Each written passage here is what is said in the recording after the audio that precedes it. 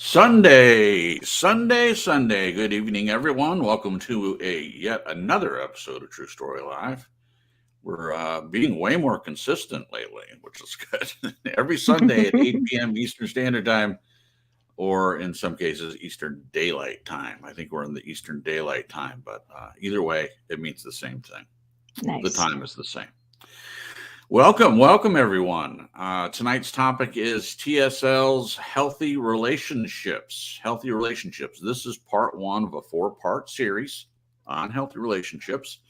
And each one of us is going to do a broadcast on the topic of what we think healthy relationships look like. So we'll be going into that from each of our own perspectives. So you have that to look forward to. I just think this is a great idea. I mean, we talk a lot about healthy relationships in the context of different topics that we discuss. But I think it was Glenn's idea. No, yeah, I think so. What? Yeah, I think it was Glenn's idea. Yes, it was. Because of that, because we reference healthy relationships all the time. And he said, well, I wonder if it would be a good idea for each of us to tackle that topic. And Marisa was the first to raise her hand and say that she would do part one. So tonight is Marisa's write-up, part one, and we're looking forward to that. And we'll be reading the write-up in just a second. But first, for those of you listening for the first time, welcome. My name is Jason Cripps. I go by Cripps, but you can call me Jason or Jay or Jace or Cripps or Crippler or whatever you like. And it's my pleasure to be the main host of the broadcast. I am also joined by 3 wonderful people that make up part of the panel here on TSL. And we'll start with the writer of the write-up tonight, Healthy Relationships. Marisa, if you would say hello to the people. Hello to the people. Hello, Jason. Hello, Jen. Hello, Glenn. In case anybody missed it, go to my channel and see the stream I did on Friday with Jen, our very own Starling Swallow. Yay! So all you TSL peeps might want to go check that out. Yeah, anyway, yes, I'm looking forward to tonight's topic. We're each taking a crack at what constitutes a healthy relationship, talking about healthy relationships. So I'm very much looking forward to getting into our discussion. Great to be here, as always. Yeah, and in reference to the broadcast on Friday, I loved it. Of course, I'm being supportive of Marisa and my wonderful artistic wife. And it was for someone that's not an artist, but I have an appreciation for all the arts. It was entertaining, and it was great to see them, each of them draw a picture or paint a picture, rather. And it was a lot of fun. Marisa likes to sing. It's got music in the background, and she knows all the lyrics, mostly all the lyrics to every song that comes on. And it was nice to see the camaraderie and the friendship between the two of them, and watch them put together pieces of art. It's fantastic. So I'm sure they'll do it again.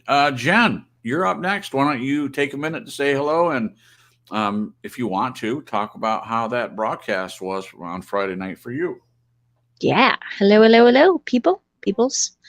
Yeah, the Friday night broadcast is great. And I was very nervous leading up to it because I've just never done anything like that before. But Nez is just so wonderful, and she makes you just feel so welcome and comfortable. And her people in the chat were so welcoming as well. And It was wonderful. It was really good. And it really lit a fire in me. And so I was just telling Nez before we got on to the stream that the creative stuff is tumbling out of me. And I love it. It's great. So wonderful. And I'm so glad to be here with 3 of my favorite people. Love it. And the chat people. All right. Thank you, Jen. And last but certainly not least, let's hear a hello to the peoples from our friend Glenn from Australia. Yeah. Hi, everyone. Yeah, there you go. I've done it. Quick and easy. That's it. That's all it takes. That's it. We don't expect too much in the intro. We fly under the radar here in Australia. Yeah, do indeed. Well, we're glad you're here, Glenn. Out of the crap. Yeah. Okay, so we don't have too many people yet in the chat to say hello to, but we do have one person. If you'd like to say hello to her, and then we can get started. Hey, Celine. And I'm glad Celine's hanging out with us because she may have a lot to add in the chat regarding this particular topic. She's been looking at it for a long time, and we've had talks and discussions, and she's got a lot of opinions, which is good from her own experiences. So thanks for being here, Celine. That is good. And Celine says she needs this. She says I put it up. She said I have. Oh, it didn't go up. It's weird. Celine says I've had some brush ups in these YouTube streets. I can't get a break. Well, I sure would be interested to hear what that was.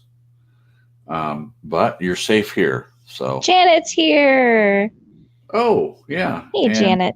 we have another person that came in as well. You see them? Yeah, maybe. We had a Western troll. Charmer? I got him. Oh, okay. You're a quick draw. I can see Nez blowing on her gun. I wrench first and ask questions later, maybe. I love it. Oh, I've got to draw a picture of you holding a wrench, blowing the top of it like a quick draw gun. Yeah, smoke coming off of it. That would be awesome. Yeah. Yeah. Nice. Great. Well, welcome to Janet and Western Charmer. We're glad both of you are here. And as we go, as always, we will try to say hello to everyone that comes into the chat. And we'll go from there. Okay. Well, without further delay, we're going to get started. Again, the topic for tonight is healthy relationships. The song is Thank You by Sly and the Family Stone. The link is in the description. We all desire healthy relationships. It is a part of our human nature to desire that closeness and intimacy that comes with a positive connection with another human being. However, learning to recognize, build, and be a part of a healthy relationship can be problematic, particularly when we have been raised in a toxic household and or have been a victim of abuse. Tonight, I present some quotes on the subject. I invite my co-host and our audience to submit their own thoughts and questions. First, some quotes. Quote, let all bitterness and wrath and anger and clamor and evil speaking be put away from you with all malice. And be ye kind one to another, tender-hearted, forgiving one another, even as God, for Christ's sake, hath forgiven you. Ephesians 4:31 and 32 in the KJV. Also, keep away from those who try to belittle your ambitions. Small people always do that, but the really great make you believe that you too can become great. That's from our old friend Mark Twain. I love his writings, and he was a humorist, for those of you that don't know, but I'm sure everyone's heard of him. Quote, a healthy relationship, whether it's romantic, brotherly, or friendly, is when each person is allowed room to grow, unjudged, and still loved. The Mama Zara. A healthy relationship will never require you to sacrifice your friends, your dreams, or your dignity. And that's by Dinkar Kolotra. That's a good one. Without communication, there's no relationship. Without respect, there is no love. Without trust, there's no reason to continue. Unknown. Well, unknown knows what they're talking about for sure. That's a good one. It took me a long time to learn the difference between working on a healthy relationship and wasting my time on a long goodbye. Never again. Wow, Steve Moraboli. Your relationships can only be as healthy as you are. Neil Clark Warren, American clinical psychologist, Christian theologian, seminary professor, co-founder of eHarmony. I know that guy. According to Dr. Les Carter, the top 5 ingredients for a healthy relationship are trustworthiness, conscientiousness, heart listening, being turned into what the other person says, including nuances, being non-judgmental, and patience. Wonderful. According to Dr. Romney, a healthy relationship can have problems, but there is no antagonism or manipulation, no shame or rage spirals, no invalidation. You're able to be yourself. There's communication and problem solving, and the problems that do arise do not leave you feeling that your identity or reality has been stolen. Whoa, Dr. Romney. Whoa. Yeah, she has a lot of videos on YouTube. I definitely would suggest that you listen to her. She has a lot of good topics. And the last quote, at least for now, according to Angie Atkinson, who helps people recover from toxic relationship abuse, a healthy relationship is a partnership with equal participation, sharing some interest, but still have differences, respect, compromise, and no fighting dirty. Wow, great. Lovely, lovely quotes. In my true life story, I was raised in a toxic environment filled with emotional abuse, hot tempers, triangulation, invalidation, and shaming were commonplace. My grandfather and mother were the only ones who were not narcissists or enablers. Indeed, I grew up believing that how I was treated by the toxic family members and how they treated each other was, quote, normal. It made me want to get married or have children, if that was It made me not want to get married or have children if that was what was to be expected. I confess to carrying forward into my early young adult relationships much of the bad behavior I had learned. I was impatient, quick to anger, not trusting good people, and gravitating towards people who resembled the abusive people in my family. Not until I reached my 30s and had my son did I realize that I could do better, be better, and life could be better. In working on myself and uprooting toxic people from my life, I finally found the narrow path of recovery. It did not happen for me overnight. It is an ongoing journey. I am indeed an imperfect work in progress. With God's help and the love and support of good people, I have been blessed with, including my True Story Live family. Life is good, full of chances to learn and grow, to get help I need, and to reach out and help others. Okay, now we have some questions, and we'll get into those in just a moment. What is a healthy relationship? Do we know how to identify a good relationship innately, or is it something we must learn? How do we know we are in a bad relationship? Do we always know, or do we sometimes need others to point that out? Wow, great question. Is it possible to mistake or justify abuse as normal or acceptable? Whoa. Have you ever carried over bad behaviors from past toxic relationships into another relationship? Think of your best friends. What qualities do they possess, and what qualities do they bring out in you? Does the way we see and treat ourselves affect our relationships? Wow, great questions. Can't wait to dig into those.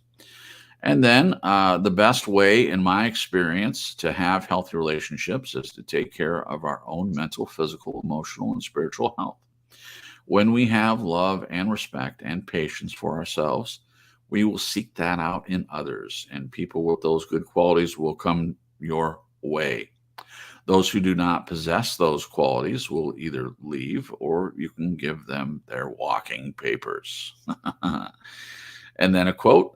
Dr. Les Carter tells us that the healthy relationship is one that motivates us to be the best person we can be. Quote, a person of dignity, respect, and civility. Wonderful, wonderful. If any of you are looking at the description, if you read those, this quote was not in it. YouTube has a requirement of less than 5,000 characters, which we always try to do.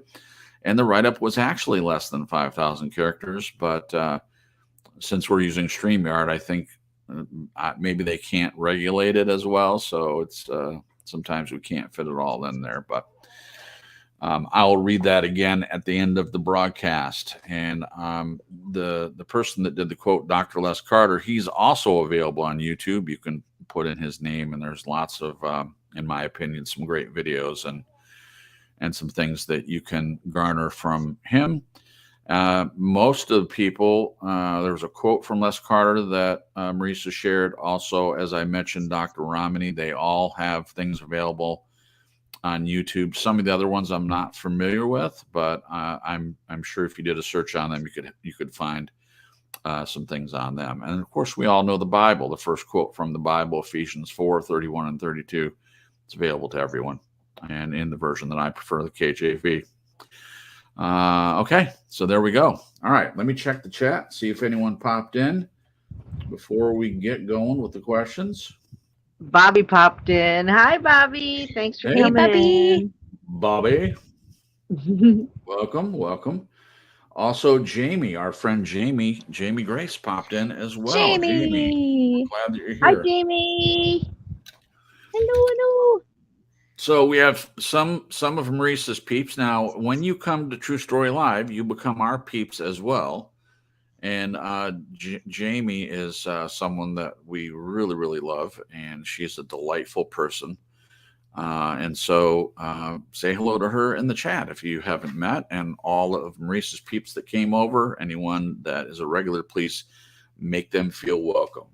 Everyone is indeed welcome, and we're glad that you're here. And if you end up liking the broadcast, do me a favor and click the little like button.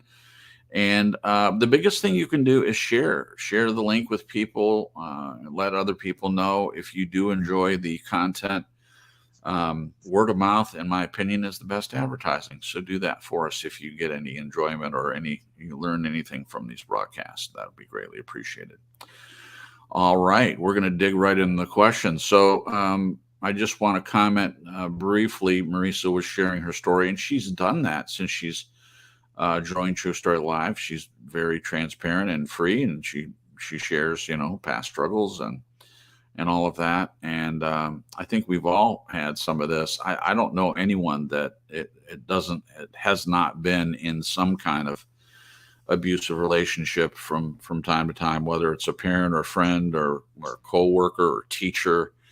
And I wish I couldn't say that. I wish it was more few and far between. Less people were affected by these toxic folks. And there's some really great questions on how that affects us and how we can get into a healthy relationship and identify what that is. So the first question is a good one. What is a healthy relationship? Well, and that's the topic that we're trying to discuss for these 4 broadcasts. So we're obviously not going to come to a full answer tonight.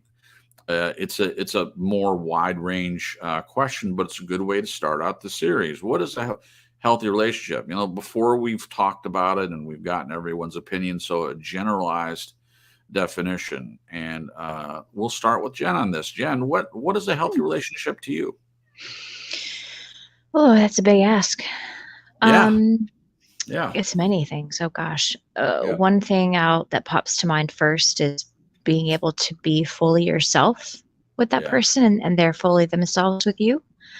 And usually hand in hand with that is acceptance, self-acceptance, and also, acceptance of the other person.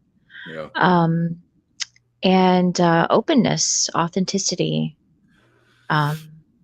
definitely with both people, Yeah. Healthy relationship, communication, I think is huge. Ooh, yeah. We'll get more into that, I'm sure, with the other questions, but there's a lot there with communication. Yeah. Thank you, Jen. Yeah. So just looking for a generalized answer on this. As I said, with each one of these broadcasts, we'll go into way more detail and each of us will get an opportunity to fill this out a little bit more. Glenn, what do you think? I'm looking forward to your broadcast as well and hearing your perspective. But just as a generalized definition, what is a healthy relationship to you?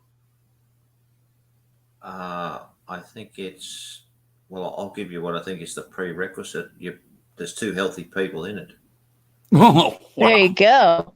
Bada boom, bada bing, quick draw. There you go. See, without that, you can't have one. So I'm not saying you're necessarily going to have a brilliant one just because people are healthy. It can still be, at loggerheads, but without it, I think, no, not happening.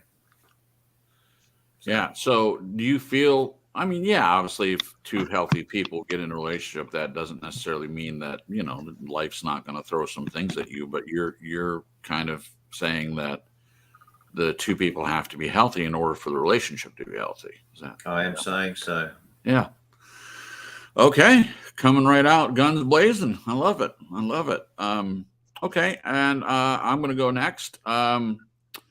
I agree with what Glenn said, and I agree with what my lovely wife said. Obviously, we talk a lot about our relationship, and everything that she mentioned are things that I am glad to say that both of us carry out. We are not perfect people, but you guys have heard me say I have been interested in relationships for a long time, and I've looked at the relationships of people around me, friends that were married, my parents, my grandparents, aunts and uncles, their marriages.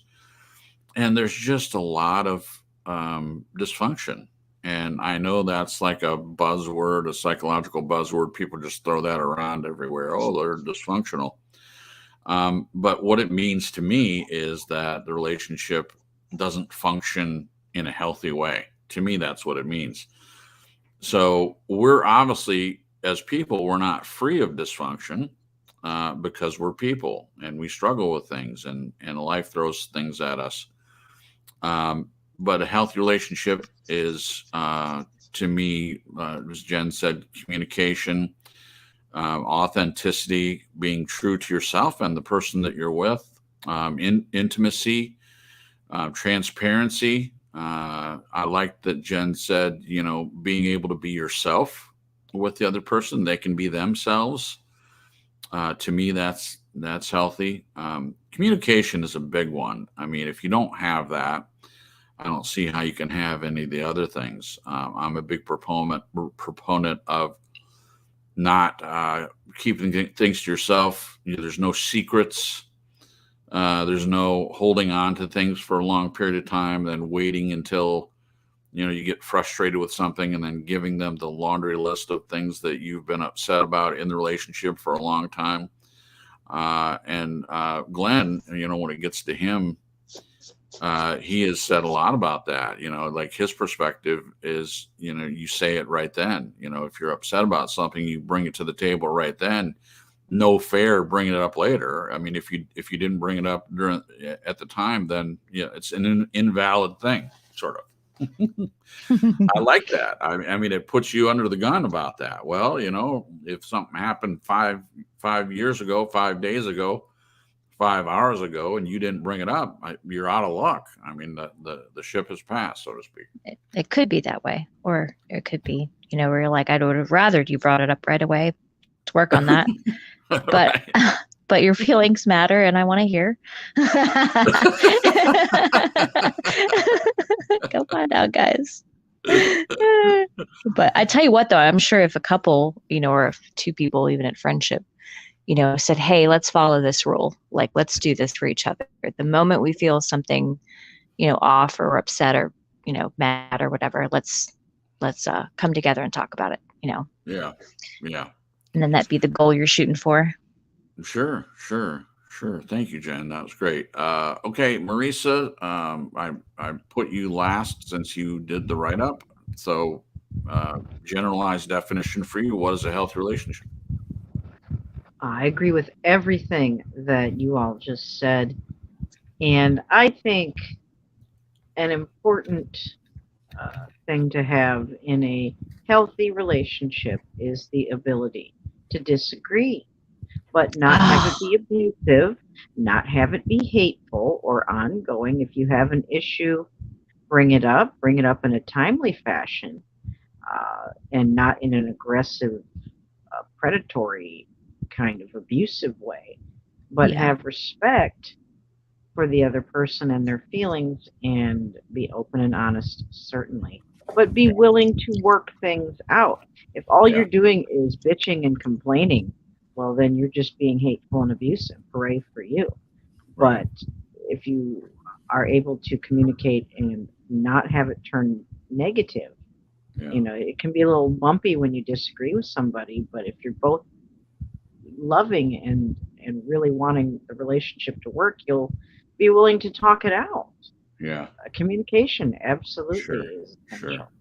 So yeah, be able to disagree without having it turn into abuse and World War III. It's a Sure. good, Sure. important thing. Great. Great. Thank you, Marisa. Like to take a minute to say hello to Believe on the Lord Jesus Christ, who popped in the chat while we were talking. I'm not going to miss anyone, so welcome. We're glad that you're here. And let's hear from the chat before we get to the next question. Janet says THE, transparency, honesty, and empathy. So that's important to her. I would agree with those. I didn't mention honesty or empathy, but it doesn't mean that they're not important. I mentioned a few generalized definitions, a few things that came to mind for me, but those other two things are definitely important: transparency, honesty, and empathy. Thank you, Janet, for sharing that. And also, let's see. Celine's talking about how hard her week is. There was another one in here. Bobby says you have to be able to tolerate each other's issues. Yeah, we could talk more about that. Tolerate each other's issues. I'm not saying you're wrong. Maybe but, depending on what it is. Yeah, depending on what it is, and I would love to hear more what you mean by that, because my question would be tolerate each other's issues. So that brings up some questions for me. So if the relationship is just tolerating each other, is that healthy? That'd be my question. Just something for you to answer, Bobby, if you care to elaborate on that. I would love to add that to the discussion. Just up to you. Yeah. Okay. All right. So everyone got a chance to answer. And just guys in the chat, just keep in mind, if you want to answer these questions like Janet and Bobby did, please put your answers in there, and we'll get to them last after everyone on the panel has answered everything on each question. I will scan the chat and see if you have anything you want to add, and we will discuss those as well. So thank you so much. Jamie says both people need to be equal in the relationship, allowing both to speak freely. Wonderful. I'm going to put that up there. Both people need to be equal in the relationship, allowing both to speak freely. Yes, that is important. Bobby elaborates a little bit. Everyone has issues, so they have to mesh all right with each other. If you have the same issues, it can bring you down. Wow, that's true. Thank you, Bobby, for adding to that.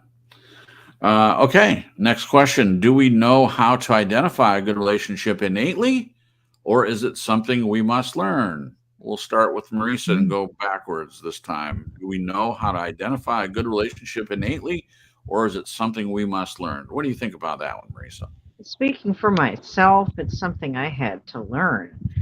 When you're brought up in a toxic environment, then like me, chances are you're going to think that the negative behavior you witnessed was commonplace, normal, and acceptable. And I had to learn that grown-ups, healthy grown-ups, don't have to behave in a way that's insulting or shameful, or shaming each other or manipulating or anything like that. You don't have to have a rage spiral. Right. And there were a lot of hot-headed arguments and people going on in my family. So someone was yelling quite a bit about this or that, and I just thought that was normal. And now we all know much better. That's not a positive, effective way to communicate. No. Sure, sometimes we raise our voice because, in the moment or whatever, but there's a difference between that and chronic, ongoing, this is how a person handles every issue, every confrontation, every challenge to their opinion. Everything has to be rage. No, that's not healthy. No. Serves no purpose, in my opinion, rage. I mean, not in the relationship. Yeah. Thank you, Marisa. Glenn, what do you think? Do we know how to identify a good relationship innately, or is it something we must learn? What do you think? I think you've got to practice. I think you've got to make mistakes. Mm-hmm. Because if you're in a dysfunctional place yourself, how are you able to even know what a healthy relationship looks like? Yeah. You only see what's in front of you. Yeah. Good point. So you could be in a delusional place where you think you're actually healthy when you're not. Put my hand up. That's been me. Yeah. As I've said many times on here. Wow. Like And me. head banging on the wall stuff. So, but I had to get out and practice, and I had fun practicing. But it was good. So practice is, I think, essential, because who on earth is going to get it right the first time unless you just happen to be very, very fortunate. Right. And the other thing is that by practicing, you get exposure to so many different types of people. It helps you refine what's important to you and all of that stuff. I think it's, Yeah. Perfect. It's like, yeah, exactly. I think you get the point. Thanks. I do. Excellent point.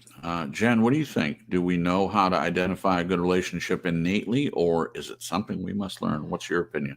I think it's something we have to learn. Yeah. And, for some people, they have parents that taught them by action, how they treated each other, and maybe even had conversations with their kids. This is why mommy and daddy don't yell, and this is why we, go and sit down together or go for a drive or whatever, and kind of model that through action, and also talking with their kids. But yeah, for me, I got some loud neighbors upstairs. Yes, ridiculous. It's a parade. Don't even get me started. We'll Okay, talk don't for get started. an hour on the neighbors upstairs. It's driving me batty.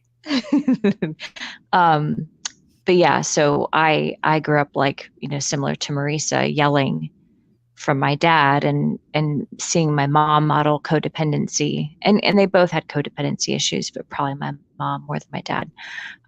So yeah, and then having to go through an abusive marriage, I really got thrown to the asphalt after that, like, feet running. And I need to learn what happened and what was going on, because I do not want to find myself in that position again, which then uncovered a lot of things regarding old past friendships that I didn't realize at that time had been toxic and just not healthy, so I kind of had to tear the whole thing down and redo a foundation and build it from the bottom up, which I don't think there was any saving the whole house that was there, it had all the holes in it. I was just like, okay, we got to start over.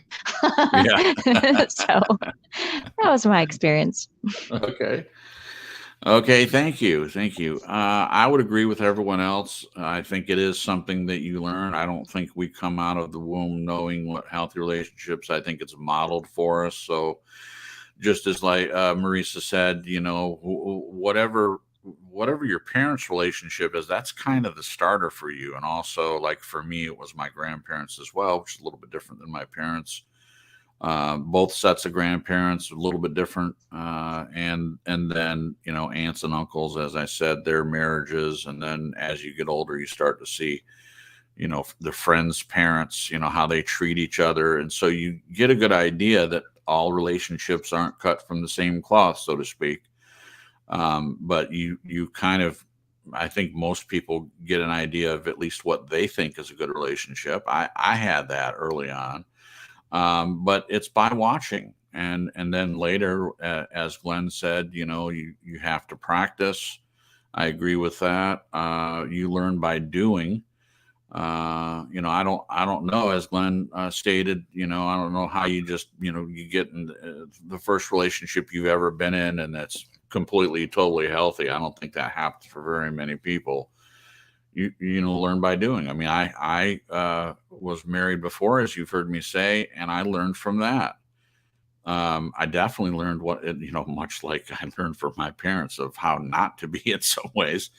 I learned that from my first marriage of what I wanted and what I didn't want. I'm not suggesting people go out and get married so that they have a healthy marriage. I'm not saying that, but just in line with practicing, because I did practice in all of my relationships and dating relationships. It was all practice for me. Definitely learned as I went. So I do believe that it is something we must learn. So got some great stuff there. I'm going to go to the chat here real quick before we move on to the next one. Celine says, I think a lot of times men, especially in the Christian world, expect their women to be perfect 100% of the time and aren't patient and they are unforgiving even as believers because you're not this docile woman with no personality. I'm not sure that really addresses the question, but I thought it was worth sharing at least. I'm sorry that it's like that. If it is in your area, for sure, I would not desire that. Would not desire some docile woman with no personality. That doesn't interest me at all. And we'll say hello to Lacey I. Welcome, Lacey I. I'm not sure how you heard about us. It might be that you know Nez. I don't know. But either That was way, a troll. That was a troll. I'm getting them as they come in. It's all the same person. I know who it is. Oh, okay. Well, I won't share that then. All right. Believe is talking to Celine, and he says, Celine, tell them to order a mannequin and put a ring on it. LOL. That's funny. Oh, I love it. I love it. And then Celine says, like, I literally try to be the most nice and cooperative woman, and it's coming from a genuine place, but you're damned if you do, and you're damned if you don't. I'm sorry to hear that. Hello also to Frank Krzyzek. Welcome, our friend Frank. Thank you for being here. Hello, Saints, he says. Well, hello to you, my friend. We're glad that you're here. Let's see. And Glenn answers Celine. He says, Celine, Jen said earlier that being yourself is essential for any healthy relationship. If you are authentic, people either accept you or they don't. Well, that's good advice. If anyone's asking my opinion, that's excellent. Okay. And let me just check and make sure there were no other comments. I don't see any others. We have a question. Let's see what Believe says. Question is codependent when a needy person is somewhat emotionally in a stranglehold to their significant other. Yeah. Yeah. I think that's kind of probably close to the dictionary definition of codependent. Well, it's at least part of it. So in my opinion, I've had a lot of practice with this, as you have heard me say, when I was in my early 20s, when my mother was going through her discovery that she was codependent in a narcissistic marriage.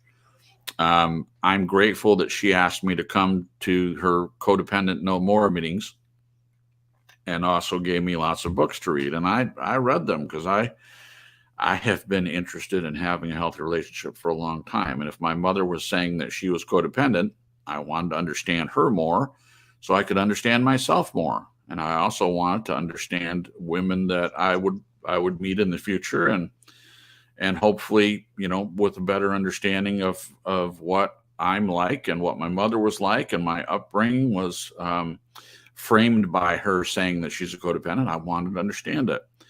And so in these meetings, I got to hear mostly other women's stories of their marriages, their struggle, their journey, and hearing what they thought codependency is. And I'm sure there are disagreements on certain things about codependency, but in a nutshell, it is where a person is dependent on the other person that they're with, to the point where there's a lot of enabling. A person will sacrifice parts of themselves to make the other person happy. It can very much include people pleasing. In my mom's case, what happened was she dedicated about 22 years of her life to her husband, and then discovered that she wasn't happy. Now, I'm not saying that she didn't know she wasn't happy before. I'm just saying it came to a head. And she had not shared her resentment that was building for 22 years. And it all came out. And it was very destructive. And this isn't about my mother, but the way she handled it was not in all ways really, really great because of that. And the codependency, and I'm sure it's not the same as other women that have women or men that go through this, but that's just what I'm used to with her. And she got to the point where she was just done. Didn't matter what my dad did at the time. I still think that he could have made it work if he would have been truly repentant and had done what she was asking him to do. He just kind of did what he was comfortable with and tried to save the marriage, and it was not a successful attempt at the time. So what you're saying, believe, definitely a needy person, and I would strike the word somewhat. I would just up it up a little bit and say that they're very emotionally in a stranglehold of some sort to their significant other, and it can be a very difficult thing to untangle from, for sure.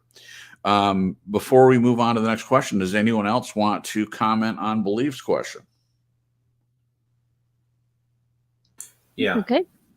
Okay. Good. Go ahead, Glenn. I see it more as that each person comes to the relationship with some kind of lack, and the other person in a dysfunctional way attempts to fill it for them, but they're not emotionally able to stand on their own 2 feet. Okay. Yeah. Well, that's not. Yeah. That's good. And when the wheels fall off, you can imagine that each person's left in total wilderness because they don't have a complete identity in the first place. Right. Yep. So, I've been there many times. Wow. I like that. Thank you, Glenn, for sharing that. So Marisa and Jen, you want to add anything? Oh no, I thought that was great.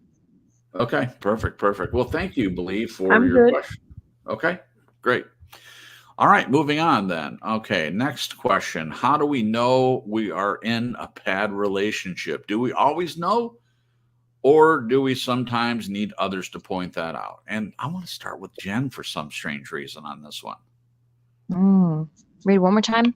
How do we know we are? Yeah. How do we know we're in a bad relationship? And do we always know, or do we sometimes need others to point that out? Ooh. Okay. So I'd say old me, I needed someone else to point it out to me. And it was kind of difficult because I was very, very reluctant. Anytime I kind of came to my senses, I was very reluctant to share with people what was going on.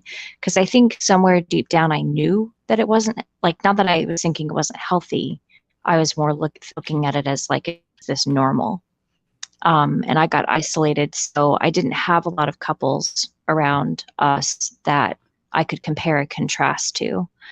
And so it was when Jason and Glenn came into my life and I became friends with them, and we were doing the show together, and I was sharing some more personal things that were going on behind the scenes because I felt safe with them. And especially this was after, well, a little bit was before. Yeah, sorry. But I was able to hear and see their reactions to some of the things I was sharing with them, which made me realize, okay. And it wasn't even that they came out and said, this is abusive. It was kind of within the conversation of, because I was so focused on changing my ex, trying to get him healthier, because I thought I'll be healthier if he's healthier. And if I can get him to see what he's doing, it would change. But it was more, Glenn really asked me a lot of very hard questions, and it helped me realize that I have control over what I do. And that's all I have control over. Because I truly was, not that I was trying to control him in a manipulative way. I mean, maybe some of it could be looked at like that, but I was, just wanting him to be healthier and to handle situations better and me better. So yeah, I think, I'm sorry, I completely rambled and I forgot the question. No, you didn't ramble. No. How do we know we're in a bad relationship, and do we always know, or do we sometimes need others to point it out? You were on track. I needed people to point it out to me. And gosh, how do we know? Circling back to the first part, if you feel like you're censoring yourself for anybody, that's a huge indicator. Wow. And I mean, because sometimes we get like that with families, right? Like we start realizing, oh, I'm thinking things to say in my head, or I say it, and trying to gauge with what I know of the people around me, how they're going to react to it. Like this was stuff that was going on in my head all the time in my last marriage. I would censor every single thought, guys. It was exhausting. And actually sometimes have the conversation in my head before it happened to try to like forecast how it was going to go. And a lot of times from what I knew of my ex, I was like, this isn't going to end well. And so I just wouldn't talk. I wouldn't share. I wouldn't communicate. Right. So I was like, this is just not going to go anywhere. So that's my answer, my winded answer. Wonderful. Thank you, Jen. You're welcome. Thank you. I think it came out better than you might think it did. Okay, cool. Awesome. You were on track, even if you forgot exactly how the question was worded. No problem. Thanks. Thank you. Marisa, how about you? How do we know we are in a bad relationship? Do we always know, or do we sometimes need others to point that out? Great question. Well, sometimes we know. I mean, obviously, if you're being physically abused, that's, very, very huge red flag that you are in a very bad, dangerous, and toxic relationship. The other kinds of abuse aren't quite so obvious, especially to those close to you. Especially when it happens behind closed doors. Right. There are some things that are fairly subtle. It's I think we know deep in our heart, even when we are in the midst of a toxic relationship, that something's not right. That it can't all be this person is right about everything they're saying or doing to you.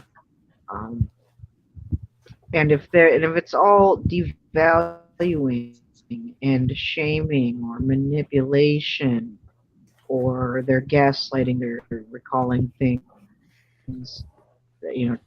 changing history, basically saying that, well, this is what happened, and darn well that's not what happened at all. Yeah.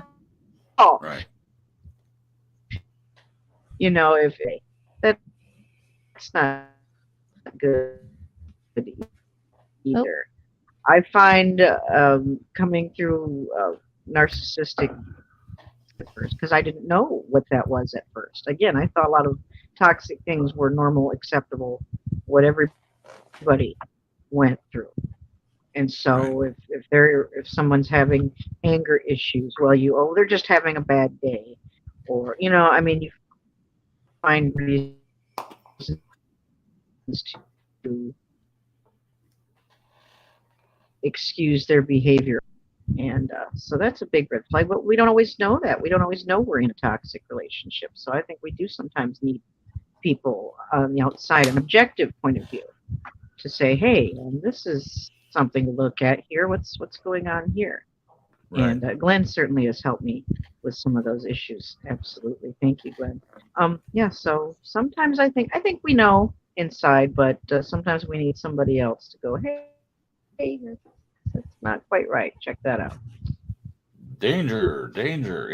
I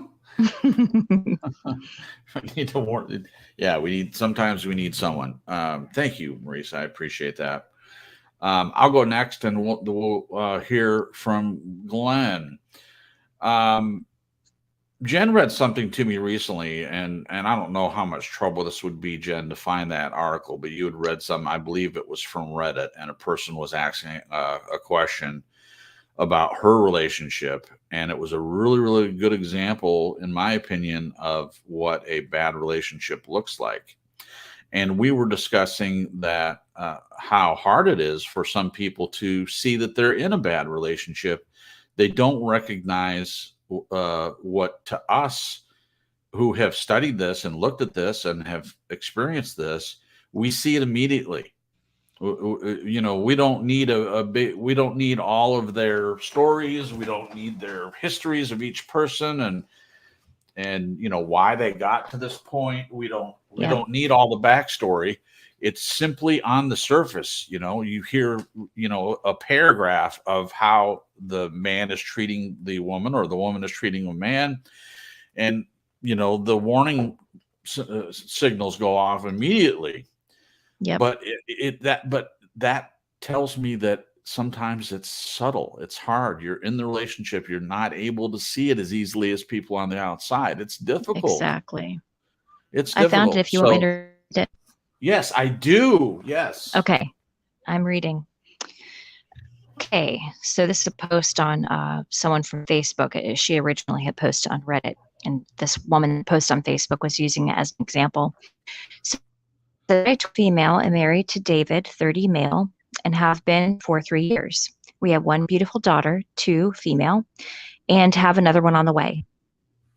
The other week, my husband approached me asking if I could not go to the toilet as much in the night as it was keeping him up and he had work early in the mornings. So that night I held it in so he could sleep, but one night I couldn't hold it in any longer, so I got up and went. Next morning, husband asked why I went to the toilet in the middle of the night, and I blatantly told him that I couldn't hold it in. He dropped the subject and headed off to work. Thinking I could now go to the toilet in the night again, I tiptoed out of our room, went to the toilet, and came back. Husband seemed not to have woken, so I went back to sleep. This all seemed to be fine for about a week. Then one day, I'm out because I had plans with friends that day, and I'm out till quite late. When I arrive back home, I crawl into bed and fall asleep. Again, I wake up to the bathroom, but when I try to open it, I find it's locked, and a new lock has been put on the outside with a keyhole. I immediately confront husband, asking why there is a lock on the bathroom. Husband wakes up, saying to stop you from using it in the night and waking me up. He continues to say how he has a big meeting the next day and to leave him alone. I leave and go and sleep on the couch for the rest of the night. In the morning, husband's gone, and I find the bathroom is now open. Newly written timetable on the fridge titled Bathroom Timetable. It then goes on to say open between 7 a.m. and 10 p.m., closed between 10 p.m. and 7 a.m. I was stunned that my husband would limit what time I could go to the bathroom. That's for There's real. another part, but yeah. Holy cow. Sorry, the narcissist alarm just went off. Holy cow. That's what I was Yeah. saying. The alarm bells ring, don't they? So My thank you, Jen, goodness. for reading that. Yeah. So that is just one fairly short example of what I look at right away, and I think that guy is obviously he's an unhealthy person, and what he's doing to his wife, significant other, is abuse. Now, to me, that's plain and simple. But the person experiencing that had to ask other people. Yep. So I'm not ragging on her. I'm not saying, oh my gosh, you should know better.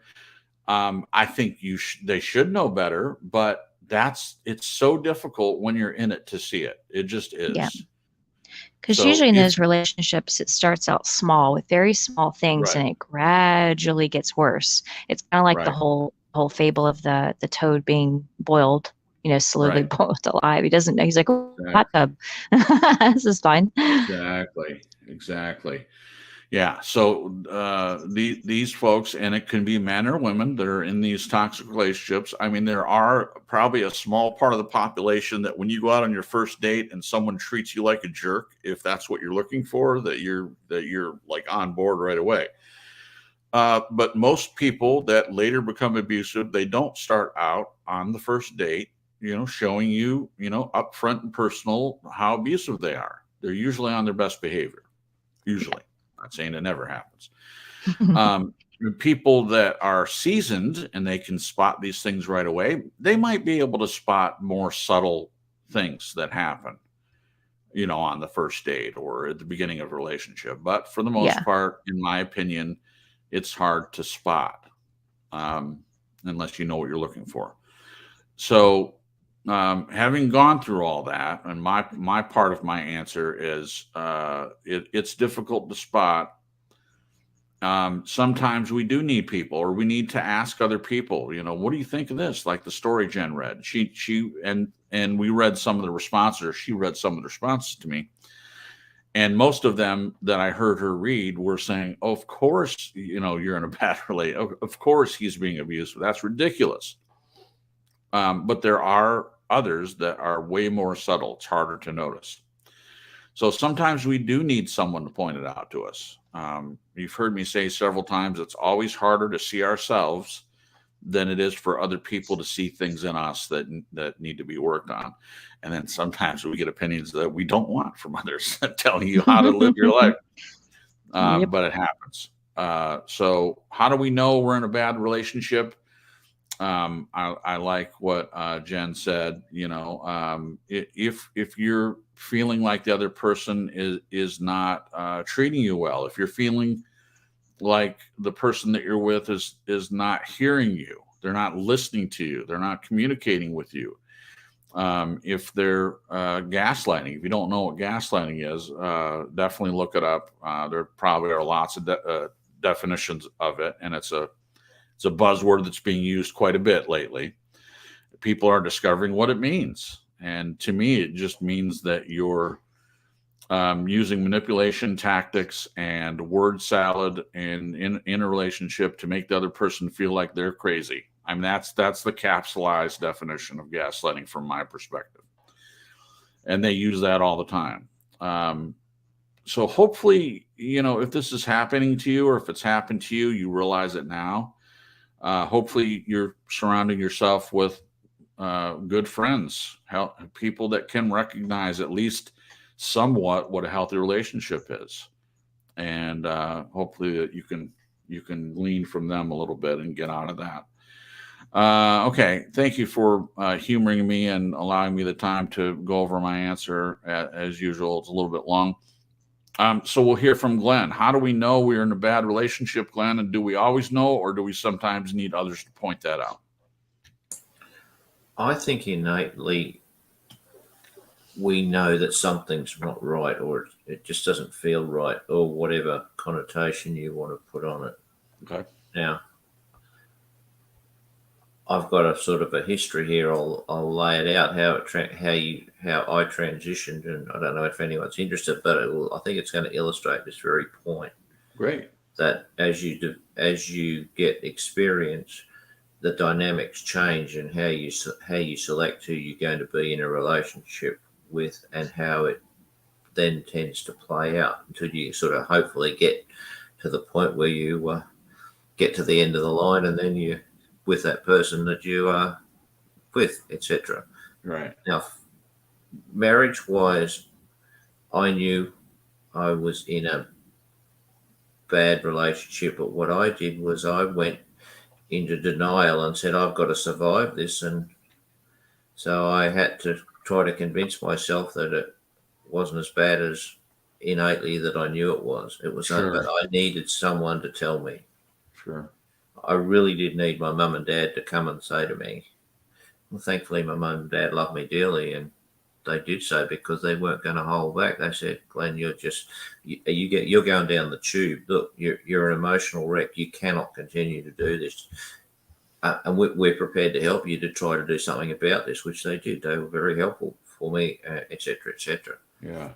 So when I moved past that and hooked up with your mum, now there was a different situation. This is where the humongous learning curve came in, and like that time with your mum was like, and I've said before here, was absolutely critical to who I am now. And that was, but each of us brought dysfunctional elements into that relationship. Now that relationship, I still believe would have been possible, but it would have taken a tremendous amount of effort, even though if you're trying to understand, because we're both bringing baggage, and we're still working on it. So the potential's there to move forward.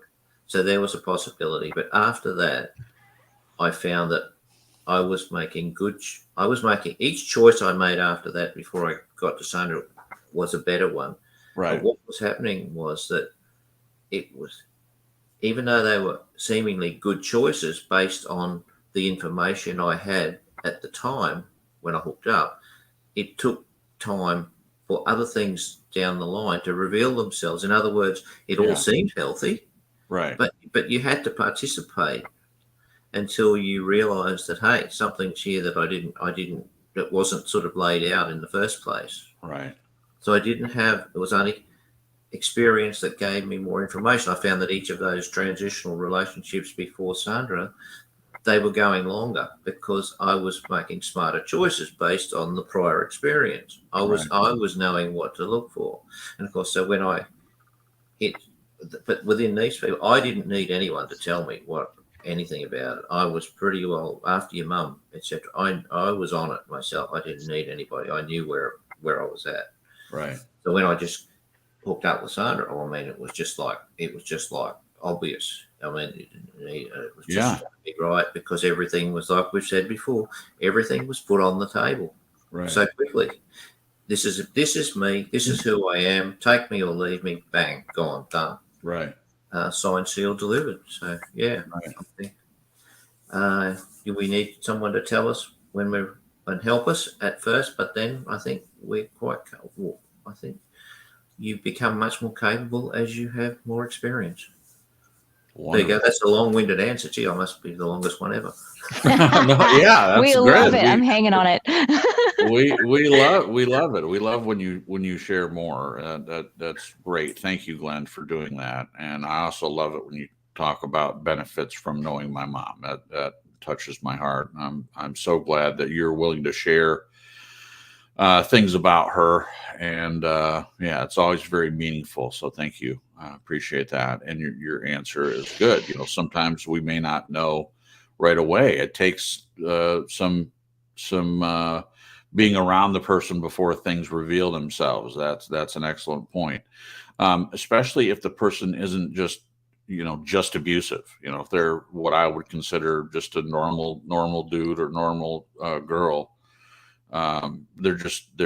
It could be early in the relationship. They could be young. They just haven't developed everything yet, and you're in a relationship with them. It doesn't always have to be abuse. It could just be that, you're feeling your way into the relationship. But as far as bad relationships, that's kind of how we're asking the question. But your point was right on, in my opinion. Marisa, I'm sorry. Did I ask you? I think I did, right? Yes, you did. I just want to make sure. Okay. Going to the chat, Jamie says, for my experiences, I've always known something wasn't quite right in each unhealthy relationship, but I had to get out of the most toxic ones first and work my way out of the least toxic. Okay. Well, that's helpful. Thank you for that. And let's see. Janet adds, growing up, my mom and aunts did not have girlfriends. They had their husbands and children and then extended family. So it was not unusual to think that my relationship would be with one man only. Okay, I'm sorry. That could be about another conversation. My apologies. Give me a second, just scrolling, just making sure I didn't forget anyone that commented on this particular question. Oh, I have to read this though. After Jen read the Reddit article, the guy that's putting locks on the bathroom, says that dude needs a friendly talking to from a friend of a friend who paints houses. Hilarious. That's hilarious. Oh my gosh. I know exactly. Or the locksmith who installed the lock on the bathroom door. Like, hey, dude, what's going on? Oh, I love it. Thank you guys, and we love it when you answer the questions. So thank you so much. Okay, moving on. Okay, next question. Is it possible to mistake or justify abuse as normal or acceptable? And I'll start. Is it possible to mistake or justify abuse as normal or acceptable? Yeah. So some of it, like the Reddit article, I don't know how that person doesn't see her husband putting a lock on the bathroom door and writing up a schedule for when she can go to the bathroom. And she's pregnant. Right, exactly. It's even worse. Yeah, I don't see how she can't right away spot that as abusive, but I don't know her story. I don't know her life. I don't know her upbringing, any of that. So I'm going to give her the benefit of the doubt on that one. But it is. I mean, that's an example. It is possible to justify it as normal. And with gaslighting and manipulation, usually the abusive person that you're with will make every effort to make it seem like you're crazy. Can I say something to that, Ad? Well, of course. A lot of times, and this is what happened to me, and I can imagine that this is what happened to that lady. When you're with someone that's kind of like running things like a dictatorship, it's almost like they live in a specific reality where they have specific rules for themselves and everyone around them. And it's almost like convince you that their way is right. Their way is reality. Right. So you start getting brainwashed thinking, okay, these requests that he has of me or she has of me are normal. Because they're so confident about it. It's like they can put confidence as part of what they use to convince you, oh, okay, I guess I was wrong. Maybe I should be on a bathroom schedule, you know? Yeah. And so it makes it even harder to see that this is a ridiculous expectation. Ridiculous. Right. You just get convinced and brainwashed to think their way is the right way, because that's how they do think. Right. Live in gray areas. They live in my way's the right way, or I'm right, you're wrong. My way's the right way. Your way's stupid. Yeah. Right. So it's crazy. Yeah. Thank you, Jen. Yeah, you made my point. It is possible to mistake and also justify. So here's the thing. Let's say a person loves the abuser that they're with, or it started out really nice and they love bombed them and did all these wonderful things.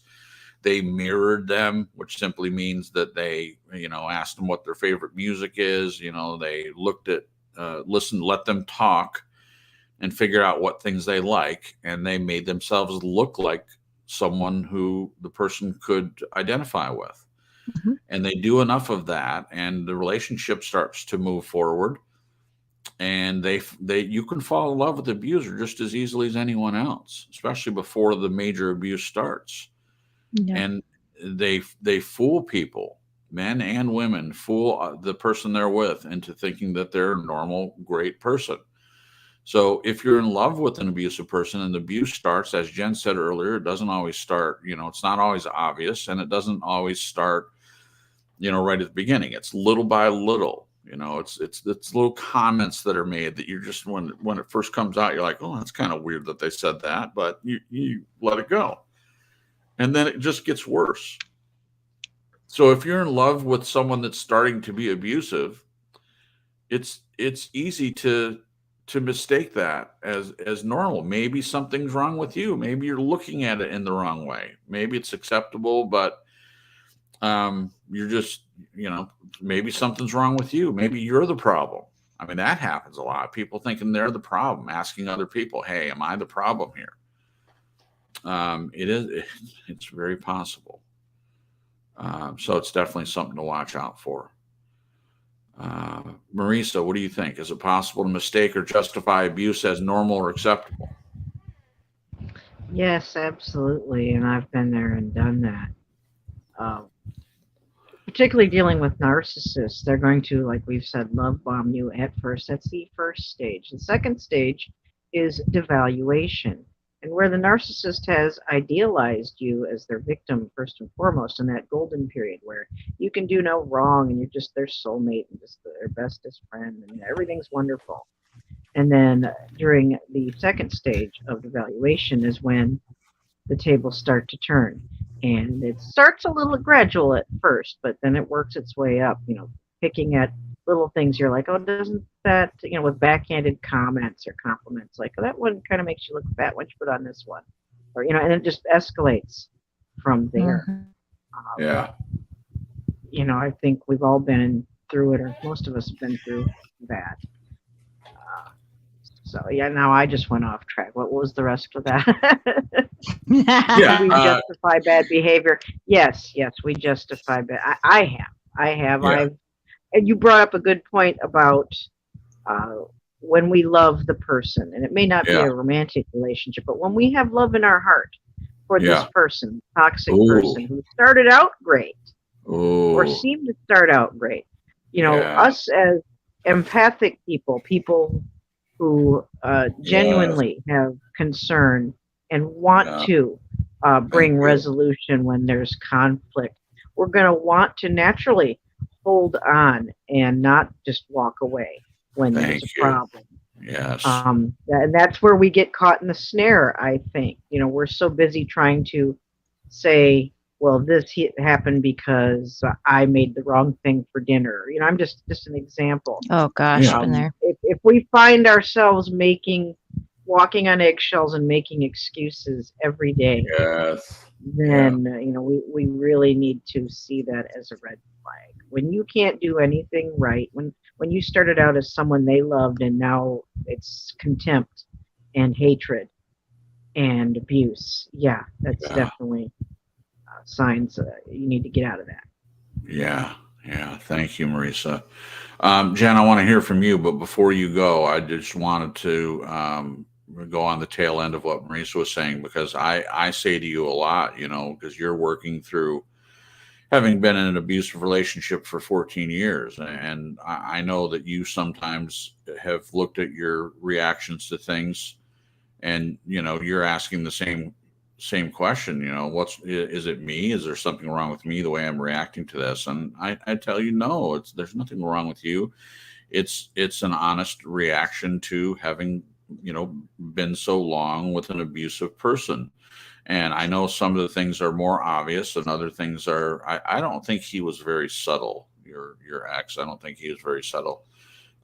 He was subtle to other people, where he made it seem like, at least in the store, made it seem like, yeah, you're just the perfect marriage. But Jen is an example of what Marisa was saying, that she has a beautiful, wonderful heart. She does.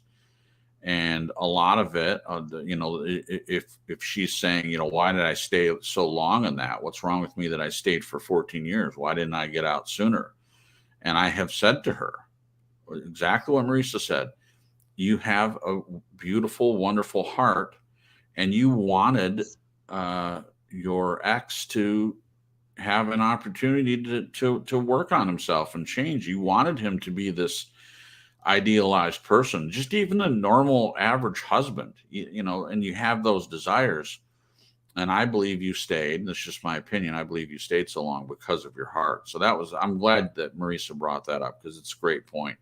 A lot of it is the person that's on the other end of the abuse can justify it or have it be acceptable and normal because of their heart, their desire to have a great marriage. And especially for a believer who takes seriously the idea of marriage and looks at what the Bible says about it, and as a good quote unquote Christian man or woman, they want to make it work, because there's a lot of pressure to do that. And that's a whole nother topic. But that's part of it as well. So what do you think, Jen? Is it possible to mistake or justify abuse as normal or acceptable? Absolutely. Absolutely. And I know for me, my childhood, what I grew up with, because it wasn't the worst, my parents weren't alcoholics or druggies, and Right. my dad didn't hit us, like he'd pull our ears and knock on our heads and stuff, which still isn't okay in my opinion. But because it was normalized in my childhood, and even as a child, I made excuses for my dad, to scream and yell and drive kind of crazy. So it sort of set me up for it not being a red flag in the marriage when I got married, because now my ex was like 20 times worse than my dad. It was like all of these things that I dealt with growing up, they were heightened to a crazy degree. But in the beginning, because it started out gradual, that was how I knew men to be, from watching my dad. And I thought, okay, men get angry, they scream and yell. Sometimes they punch things, drive a little crazy, okay, this, it's pretty similar, normal in the sense of what I grew up with. Yeah. So, and so when it started gradually getting worse, it's like, I didn't want to be married to this. I didn't want our marriage to be that way. I didn't want him to be that way and act like that, or to treat me like that. So because I think I did find denial, in order to get to that denial, you have to normalize, write things off, or make excuses, or gloss over things. And he had a really rough childhood. And his mom is, I'm pretty sure she's has narc tendencies and also has BPD. Yeah. And she was really tough because his dad died when he was really young. So I was always pulling, because I mean, he kind of used that too in the beginning, Right. you know, to excuse himself. So I kind of picked up the script and was in my own mind. And even some of my family, you know, he had a really rough childhood, like his dad died when he was young, so on and so forth. And just for the excuses and the normalizing what was going on, because it was gradually getting worse every year that passed. So I do think it's normal in abusive situations for sure. Yeah. Thank you. Okay, Glenn, you're next up on this. Is it possible to mistake or justify abuse as normal or acceptable? I think I can use example for this one. Is that we don't have abuse in our family. Like, it's really not. I've said that before. I'm not experienced in the and able to quite comprehend how it must feel for many of the people here that have suffered this kind of stuff. But so I've got to make that clear. You can never really understand unless you have been subjected to it. Right. So, but if my son came and punched me in the face, that would be like counterintuitive and just counter to everything that we've ever done in our relationship. But we had a lovely lady on here quite a while ago who did a testimony pretty well on TSL. She'd had 4 husbands and each one of them had belted her. Now, at what the upshot of this was, then her 21-year-old son came and punched her out. And the question was, well, why did you do that? But hang on. You just had a role model where 4 husbands had belted the crap out of you. Yeah. And you accepted it as normal. Yeah. So I mean, you can see how so that's all that the kid has done is said, well, if Dad did it and it's acceptable to Mum, she doesn't do anything about it, I'll do it too. Right. So wow, horrific, but it becomes acceptable if you allow it to be. Right. Yeah. Wow. Terrible, really, but yeah. The point's made. Yeah, the point is made. Thank you, Glenn. Appreciate that. All right, we're going to go to the chat here before we move on. Jamie Gray says, it took me until about age 40 to call my childhood abusive. Seems crazy to take that long, but much of it was psychological and emotional abuse. And okay, and then she continues, accepting something is abuse in this case means acknowledgement that it is abuse. For me, I had to accept something is abuse before I could put a stop to it. And then she continues, you don't stop it, you walk away from it. I could not walk away until I knew change would not happen. Good point, Jamie. Really I'm now good point. I'm now working my way out of the final unhealthy relationship.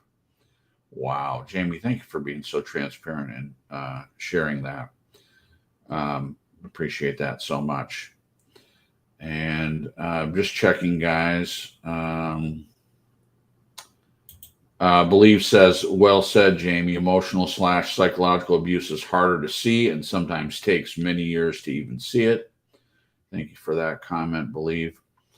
I'm looking for a comment from Celine that I liked. It wasn't really an answer. Oh, it's a quote. Okay, here it is. Celine says, expectations come from entitlement. Standards come from self-respect. Huh. Expectations come from entitlement. Standards come from self-respect. Celine, I know you're a young person. I don't know where you got that quote, if you came up with that on your own. Either way, that is right on. Thank you. Thank you for sharing that. Chris, I don't like her first bit. I did write a comment in the chat too, Dan. I don't agree with that. Oh, okay. I think you can have expectations without having a feeling of entitlement. Oh, okay. Don't know if anyone else wants to comment, but there you go. I'm looking for your comment. I think so. Oh, I see it. Glenn said, just a second, Jen. We're going to go to you first. Glenn says, I'm not sure on that first bit. I think you can have expectations without having a feeling of entitlement. Okay, go ahead, Jen. What's your comment? I did agree with Leans, in the sense if someone is expecting ridiculous things.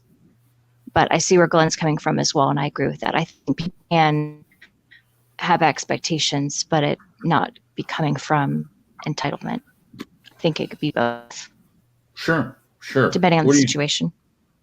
Thank you, Jen. Marisa, do you want to comment on that? Either Celine's comment or Glenn's retort.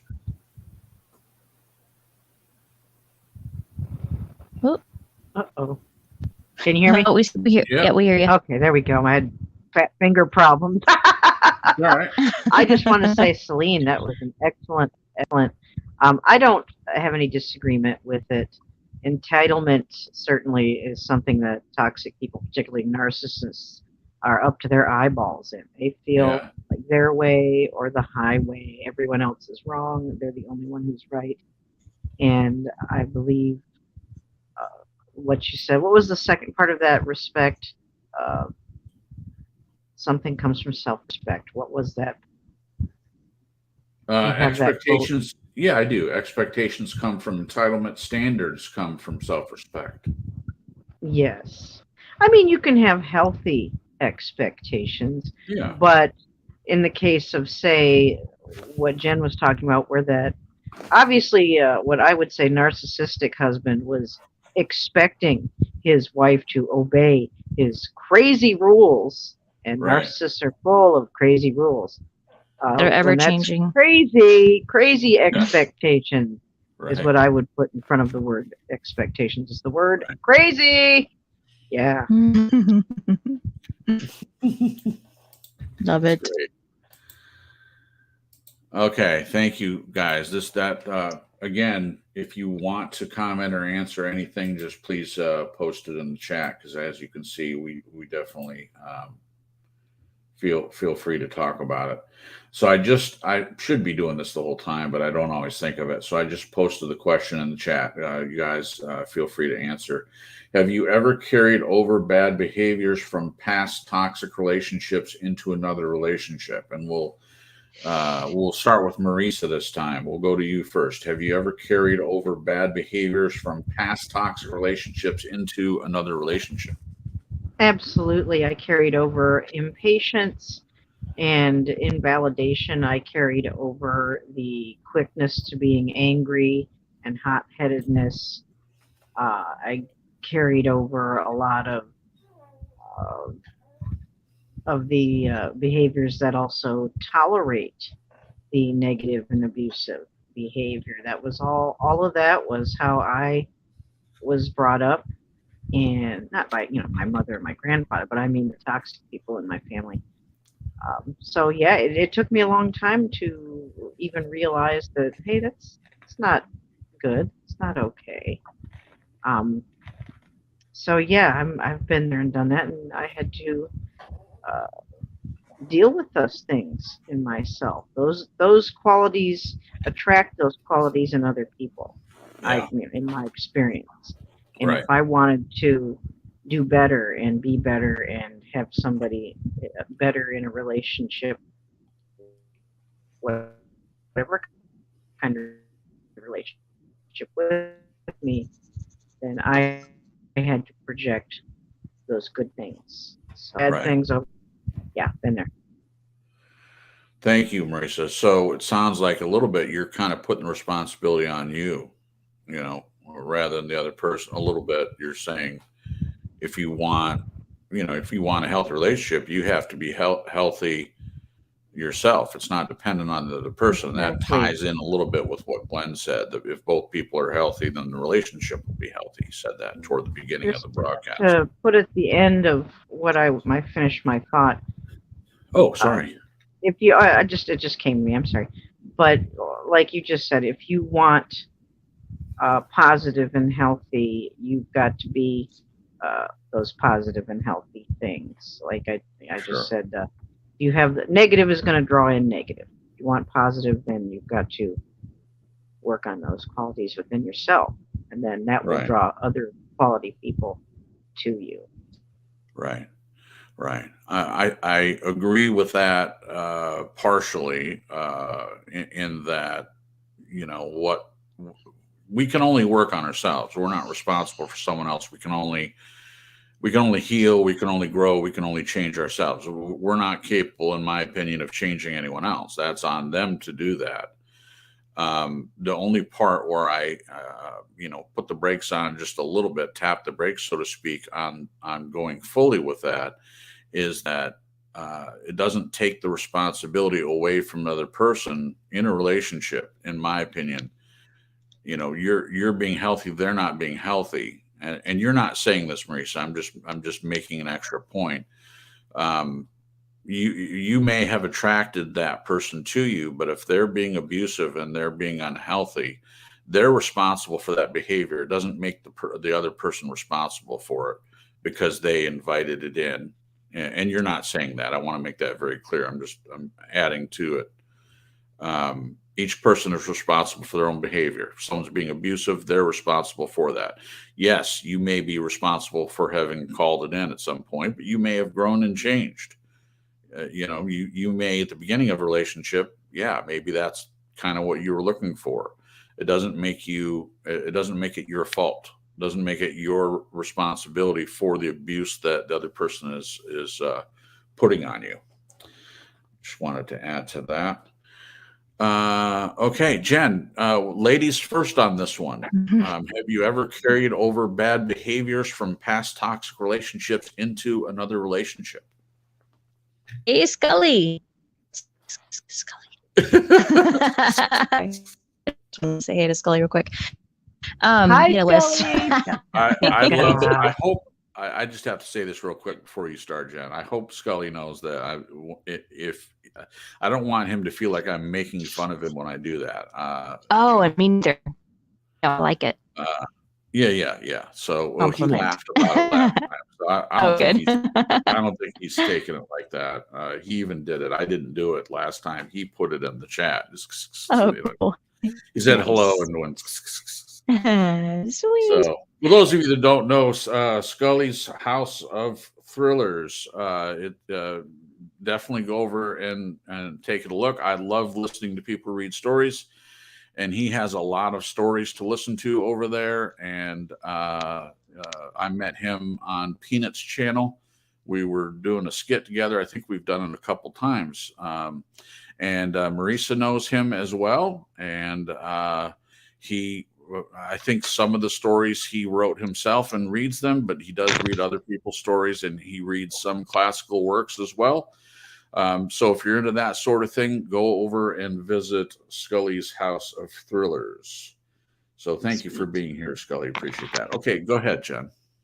Okay, so I have a list. Defending myself first. Now, I need to explain, because Jason was in a healthy place when we started dating and I was learning and practicing with him.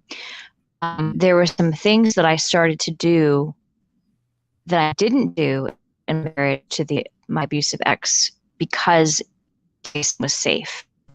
So one of the things was defending myself. I did not defend myself in my marriage.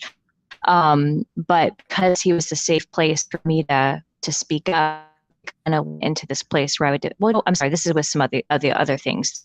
Stuff I sometimes did before, but in saying that I was defending myself for validating how he was being emotionally supportive to him and his feelings that he brought up. So I had to work on that. Disassociating is, we had our trouble this weekend. It was very, very stressful, and I have a long path of things going wrong, including stuff, cars with my ex, that he would just blow up. And I was telling Jason today, everything that ever went wrong, it seemed, it was like the world was ending to him, my ex. Yeah. So my body started getting used to reacting really bad. Not saying no to people and people pleasing. I definitely brought that out of that place. Issue my entire life. Yeah. So that's good. But that was the thing that kind of followed me out. Hiding when I cry. and fixing others' problems. I'm still Right. struggling, feeling like other people's emotions or their decisions, like other people's emotions are my responsibility to fix, and Right. other people's problems, whether I created it or I was part of it, even if I'm not part of it at all, I just had this compulsion to fix other people's problems, like for them, Right. which is enabling. So that's my Sure. stuff. Sure. Thank you, Jen. That was a Great lot. question, by the way, Maria. It is a Great great question. And before we go to Glenn, Jen, I appreciate you being so transparent, as I always say to anyone who's willing to be transparent on this broadcast. But I have to say, I know these things, the list that you mentioned, and you're a quick study. Yeah. At the beginning, there were a few things. I wouldn't have classified them as necessarily bad behaviors. It wasn't bad to me, but part of that was that I had an expectation. I went into the relationship knowing, based on what I had heard you talk about and what you had been through, I expected there to be a lot more quote unquote bad behaviors from you just as a result of CPTSD and all of that, but nothing that you had to work through or any reactions that you have had to go through in our relationship have been bad at all, in my opinion. And you learn so quickly. And I just encourage anyone else who has been through any of this stuff, if you're noticing bad behaviors in yourself, just stick with it. You can change, you can grow, you can heal. The best thing is to get out of the toxic relationship first if you're in one. And it's very hard to change the dynamics if you're still in it. It's not impossible. Right, exactly. It's just very hard.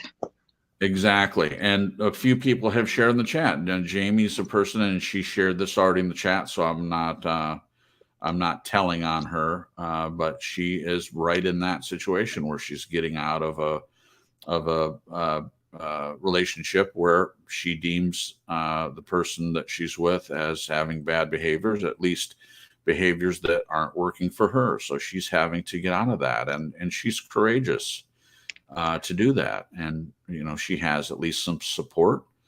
It's always good to have someone supporting you. If you don't have that, there are lots of tools, and there are places you can go to get that support. Victorious Voices on Facebook is one of them, and that's more about narcissistic relationships. But a lot of these bad behaviors come from that. So there's a lot there. So thank you, Jen. Glenn, have you ever carried over bad behaviors from past toxic relationships into another relationship? What's your comment on that? I don't relate to the words bad behaviors at all. But if I can substitute dysfunctional traits, sure, then I will say yes. Okay. Thank you. Oh, that's it? Well, I don't see myself as being badly behaved. I think I'm well behaved, but that doesn't mean I didn't have dysfunctionality. Well, tell us about those. I think it's a moot point. Yeah. I just don't relate to bad behaviors. That's all. Okay. Maybe we could change the word that Glenn could answer. As somebody who did the write-up, it's acceptable to put dysfunctional behavior in place of what I wrote. That's fine. It's the same thing. Yeah. The way my intention, it's the same thing. Okay. Okay. Perfect. Thank you, Marisa. Okay, great. All right, my turn. Have you ever carried over bad behaviors from past toxic relationships into another relationship? No. No. I haven't been in very many relationships, just to be honest. I mean, I had girlfriends and stuff in school from time to time. It's not that I didn't have any. But I was waiting for my wife that I'd been praying for, and I'm not a serial dater. I didn't want to date a bunch of people. I was looking for my soon-to-be wife. And I do agree with what Glenn said earlier. You have to practice. And I consider that I had all kinds of practices, the meetings I went to and with my mom and reading books and watching other people's relationships that still, in my opinion, practice. Lots of friends in relationships, in and out of relationships all the time. Some of them got married and divorced while I was still single. Because I was 38 before my first marriage. So that was a long time to be single and to be a person that examines other people, how they act in a relationship. Now I realize that that's not actual hands-on practice. You need to be in a relationship to practice.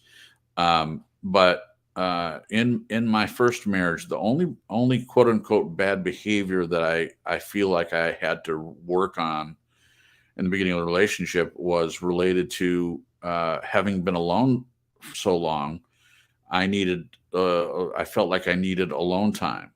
And it really only came up while Jen and I were getting to know each other. Sometimes, I loved when she came to visit, and I already shared this with her, so this isn't a big secret. And I hated to see her leave, but there was also a part of me that I wanted to be alone.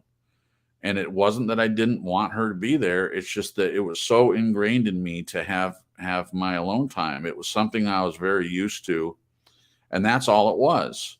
And in my first marriage, a lot of that, there was a reason why I wanted to be alone, because it was the whole time I'm taking care of this other person.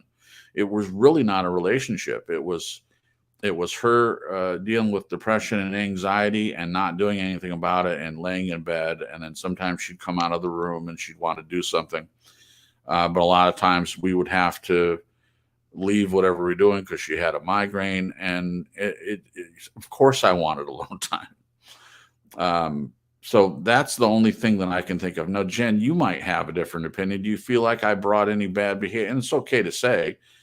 Do you feel like I brought any bad behaviors from past relationships or toxic relationships into our relationship?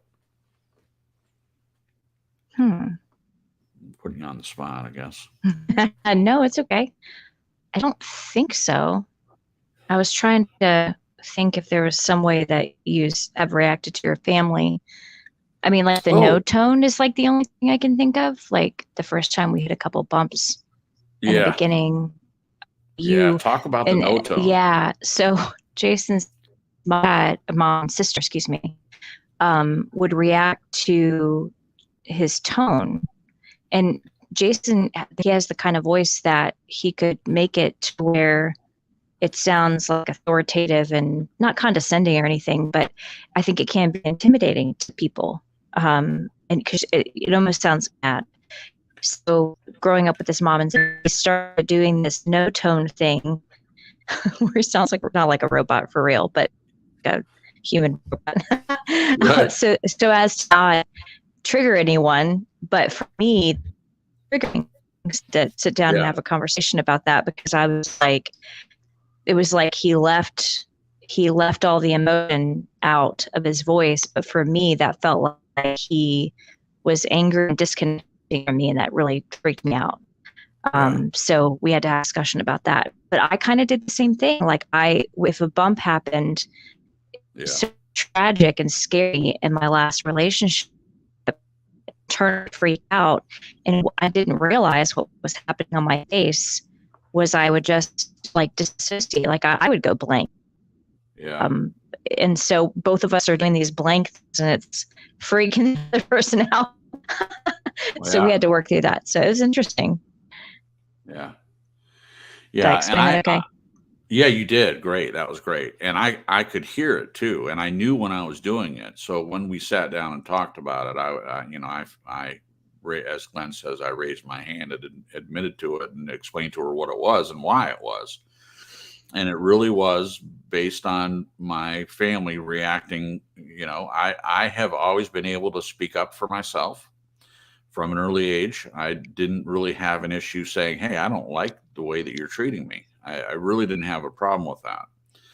And as my voice got deeper, I noticed that my mom and sister in particular did happen on jobs, because I do a lot of phone work, customer service and things like that. Doesn't happen super often, but I had some complaints from a customer that felt like I was, as Jen said, being authoritative. And this person took umbrage to the tone in my voice. So I have to be very careful. I feel like I have to be very careful of that. So obviously I have learned to have this affect that is just kind of monotone, trying not to have any tone at all.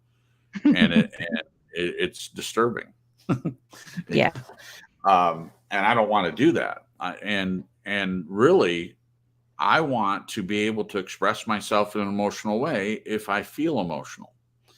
And it doesn't mean that I don't try not to, I don't yell. I don't feel any reason to, berate someone with my voice. But if I'm emotional about something, adamant is the word that I use. I'm being adamant. I'm not being, I'm not in a rage or anger. I'm being adamant about a point. And Jen seems to be used to that.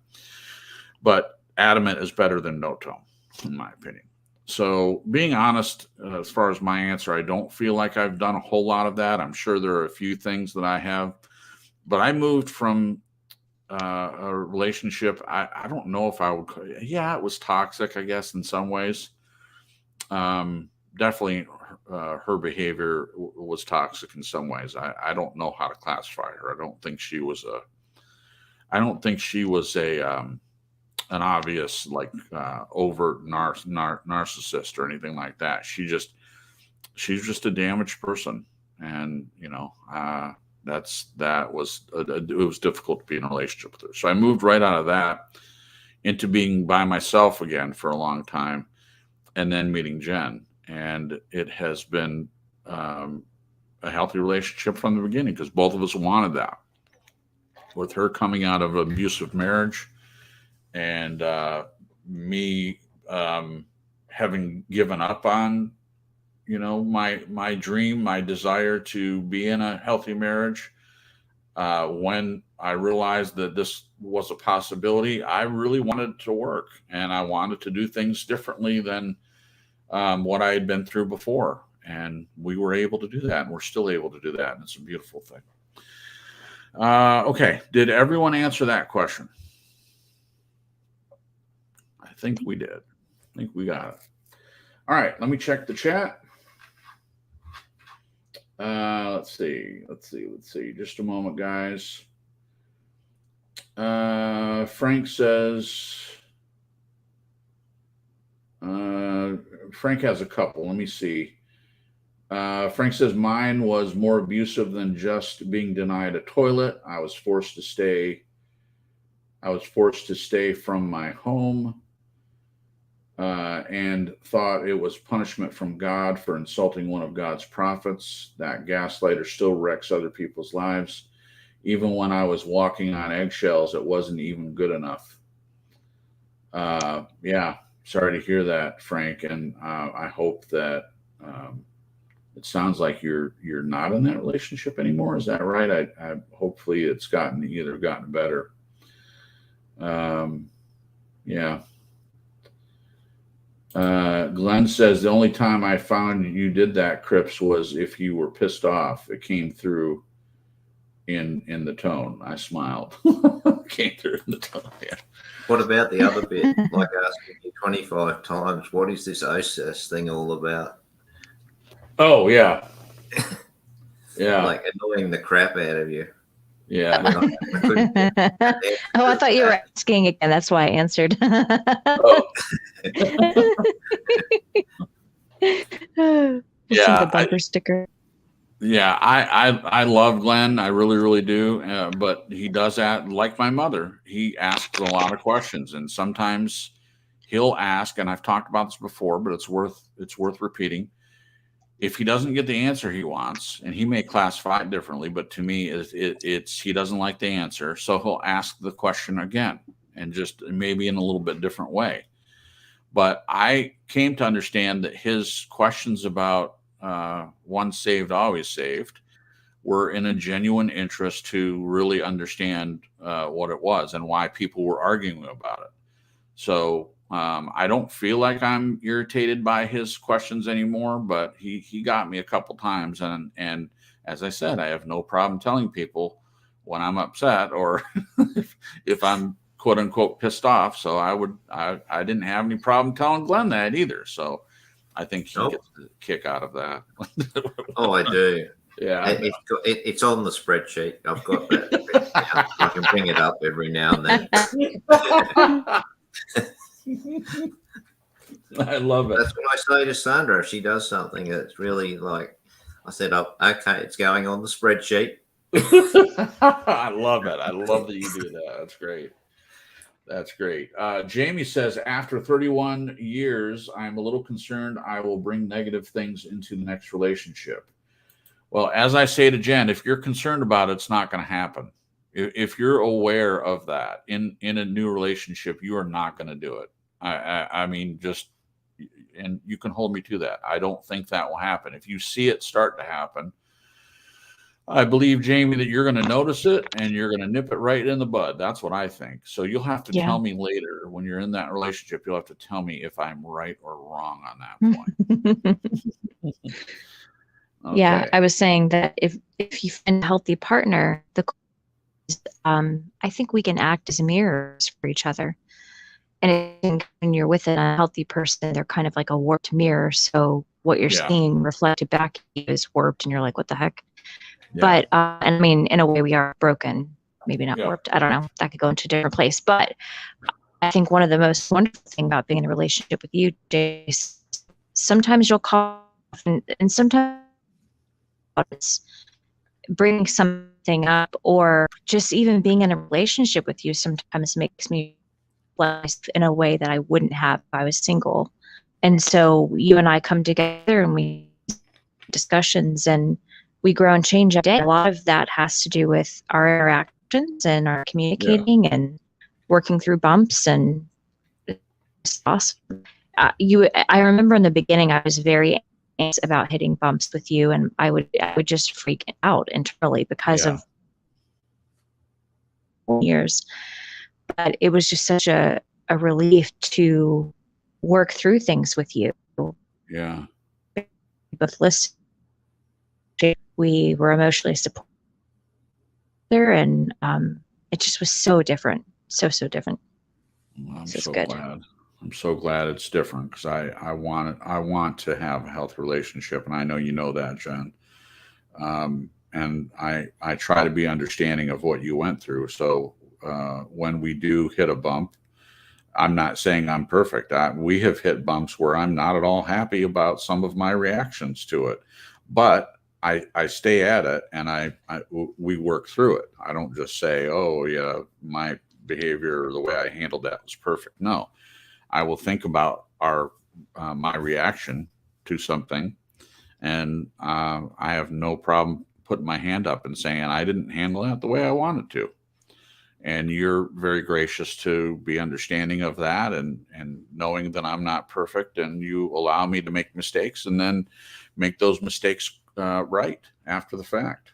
So fortunately, it hasn't happened too much, but it does happen. So there we go. Okay, we've got 2 more questions. Did everyone answer that one? Okay, I think so. Okay, perfect. All right. Think of your best friends. What qualities do they possess, and what qualities do they bring out in you? Okay, so this is about friends. Think of your best friends.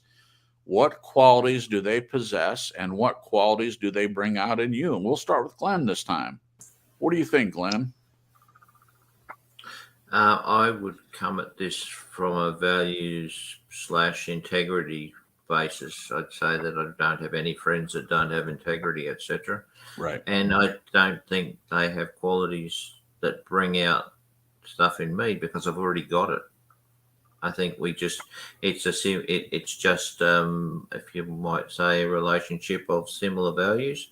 So I think you're each bringing it to the table. I don't think it encourages you to be more authentic or more, have more integrity. I think, because as I just said, I think you're already bringing that with you. You're not.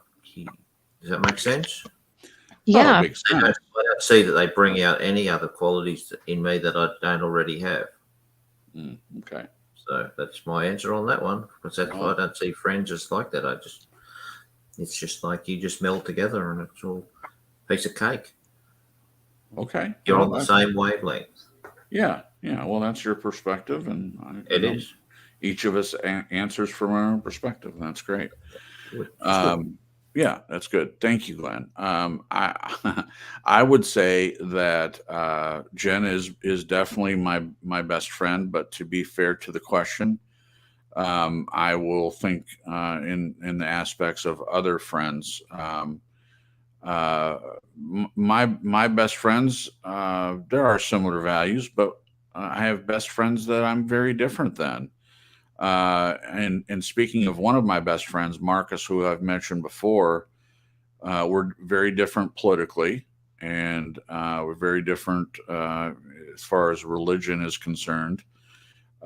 So I feel like both of us have learned patience in having these deeper discussions about things that we don't quite meet eye to eye on, and that has been very helpful. So I think we bring that out in each other, and it was something that we both had to learn, because I go back to conversations that we had when we reconnected after a long time. We were friends as children, and up until about age 12 or 13, and I moved away, and then we lost touch until our early 20s. So there was about an 8-year span. And then when we reconnected in our 20s, we hung around for a while, then we lost touch again until early 30s, and then since then we've pretty much stayed in contact the whole time.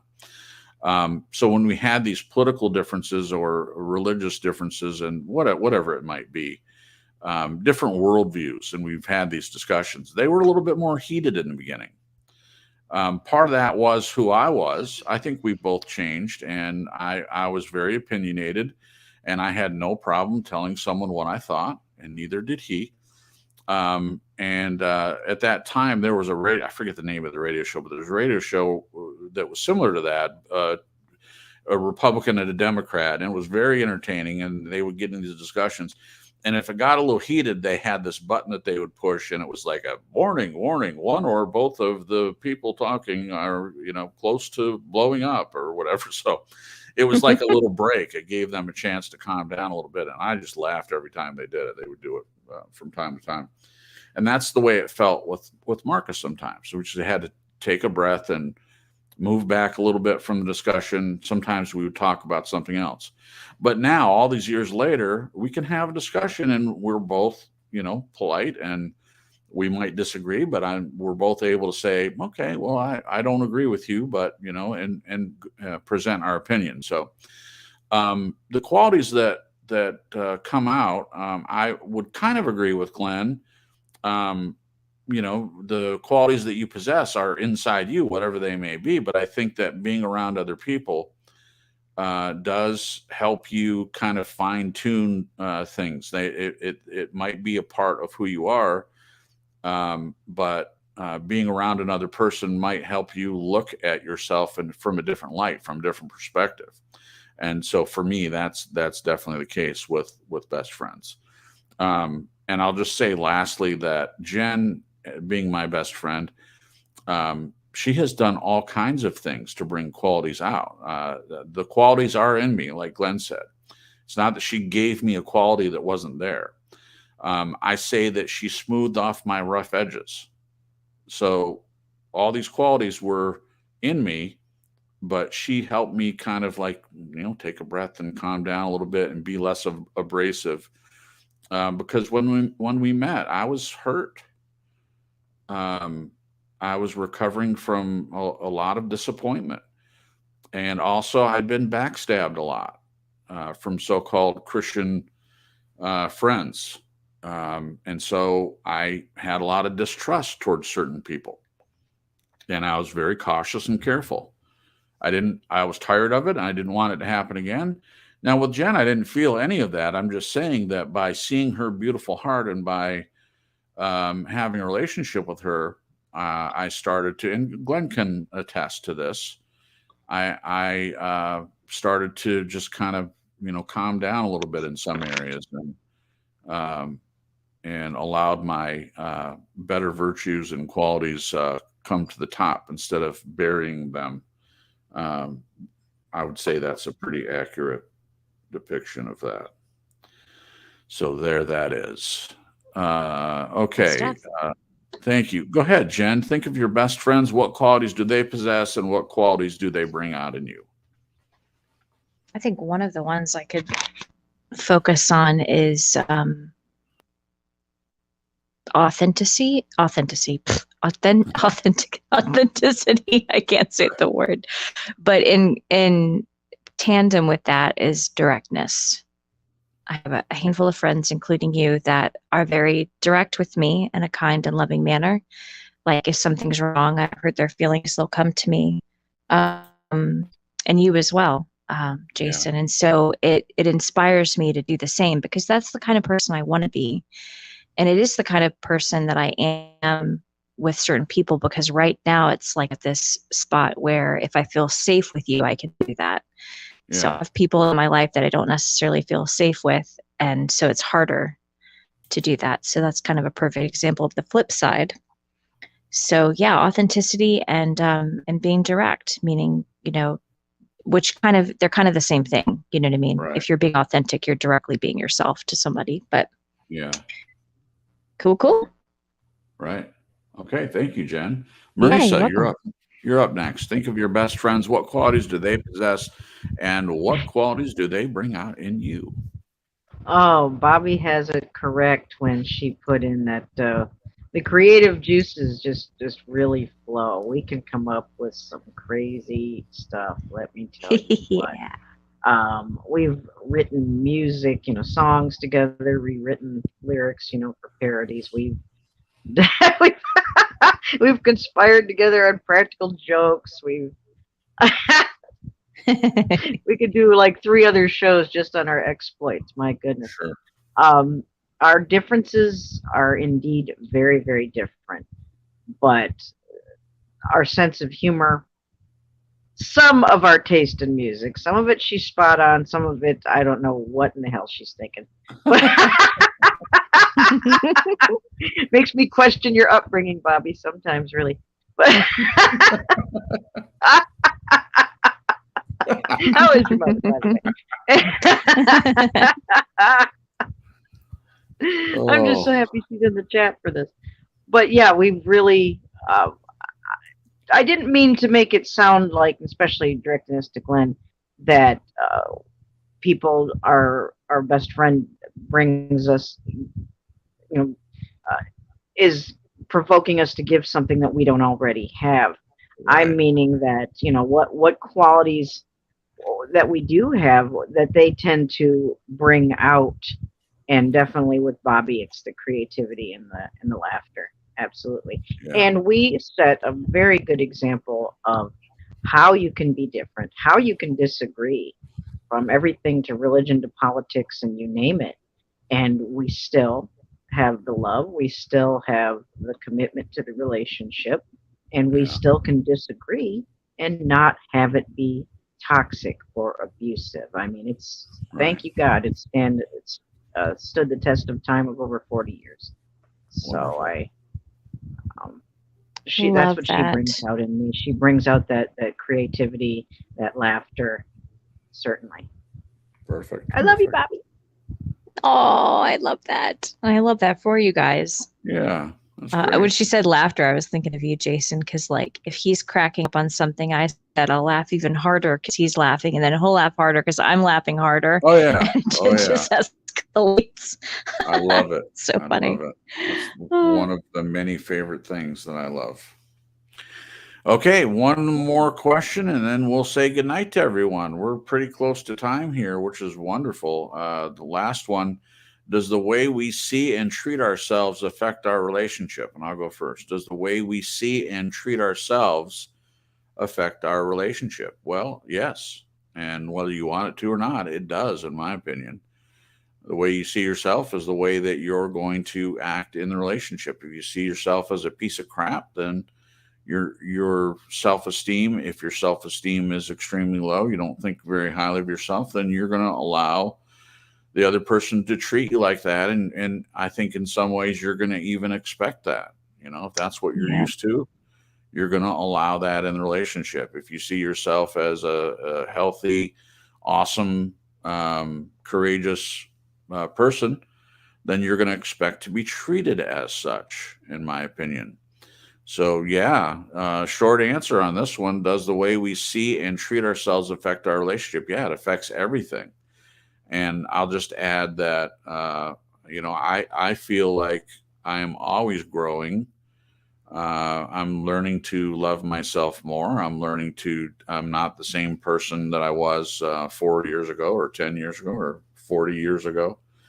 I'm in an attitude of, I want to learn, I want to change, I want to grow. I want to be, when I die, whenever that is, I want to be a better person than I was when I started this whole crazy journey. I hope that I have learned a lot, and I hope I've, of course, made mistakes, but I've learned from those mistakes. And in my relationships, I want them to be better than when they started. And that's a real ideal for me. And I live it out. It's not just something I say. This is something that's important to me. So yes, my answer is, does the way we see and treat ourselves affect our relationships? Absolutely does. What do you think, Glenn? I think I'm 100% on board with what you said. Really, I don't think I can top that, other than to just add slightly. It amazes me how some people who think they're a piece of crap, then they say, "Oh, but people don't like me." Oh, why don't they like me? Well, that's probably because they see you as crap. Right. Like, right. You can't have it both ways. No. So yeah, I like your answer. Thank you. Thank you. Well, we can just close the broadcast. We don't need to hear from anyone else. I agree. I'm gonna say goodnight before Glenn changes his mind. He agreed with something I said. Oh no, it's over again. I can rephrase it all, and you can edit this out. Oh, great. Marisa, does the way we see and treat ourselves affect our relationships? What do you say? Absolutely. And when we're in a negative place, when we're going through toxic relationships and abuse, and we're feeling at our lowest and put down, then I don't know about you, but I didn't really feel like reaching out and talking to many people. And when I did, I felt really put down and felt as lowly as the negative people wanted me to feel. They were projecting what they see or what they want me to see in me. Yeah. And if the thing about propaganda and brainwashing and gaslighting, if you are subjected to that long enough, it's going to start to creep into your mind like, well, maybe that's true. And no, it's not true. You have to remember, you are not what the toxic people see. Right. They're not seeing you with a sane, clear, rational adult mind. Right. And exactly. I agree with you and Glenn. You have to be healthy yourself, and you have to see yourself as worthy of a good, happy relationship. You have to see yourself as not deserving any kind of abuse, and and you have to take care of yourself, body, mind, spirit. They all work together. And if you're you're healthy in those ways, then you're going to see and look for healthy people for other relationships you want to have. Nailed it. Thank you, Marisa. Beautiful. Jen, you're up last on this one. Does the way we see and treat ourselves affect our relationships? What do you say? Absolutely. Gosh, if you have a low self-worth, I think it seems not normal, but it makes sense that someone would be attracted to someone that's going to abuse them, because as soon as you gain your worth, you're going to put up with that crap. Right. Like for me, I spent the majority of my life just thinking I was a piece of crap. And so why would I stand up for a piece of crap? And I also felt like I deserved the treatment that I was getting because of the low self-worth, the low self-esteem. Yeah. And wait, say the question one more time. Sure. Does the way we see and treat ourselves affect our relationships? Yeah. Yeah. And, you know, Glenn has said this a couple times in the time I've known him about, you know, who you are attracts people. It attracts the right people. You know, if you're abusive to yourself, it could be that you attract abusive people. Yeah. You hear all the time how someone who's, like, take, for instance, someone who is sexually abused as a child, it affects you. It affects your self-worth and your identity. And it seems like people that are predators, whether they be a narcissist or pedophile, or it's almost like they can see you. They can spot you, you know, people that have a lower self-esteem.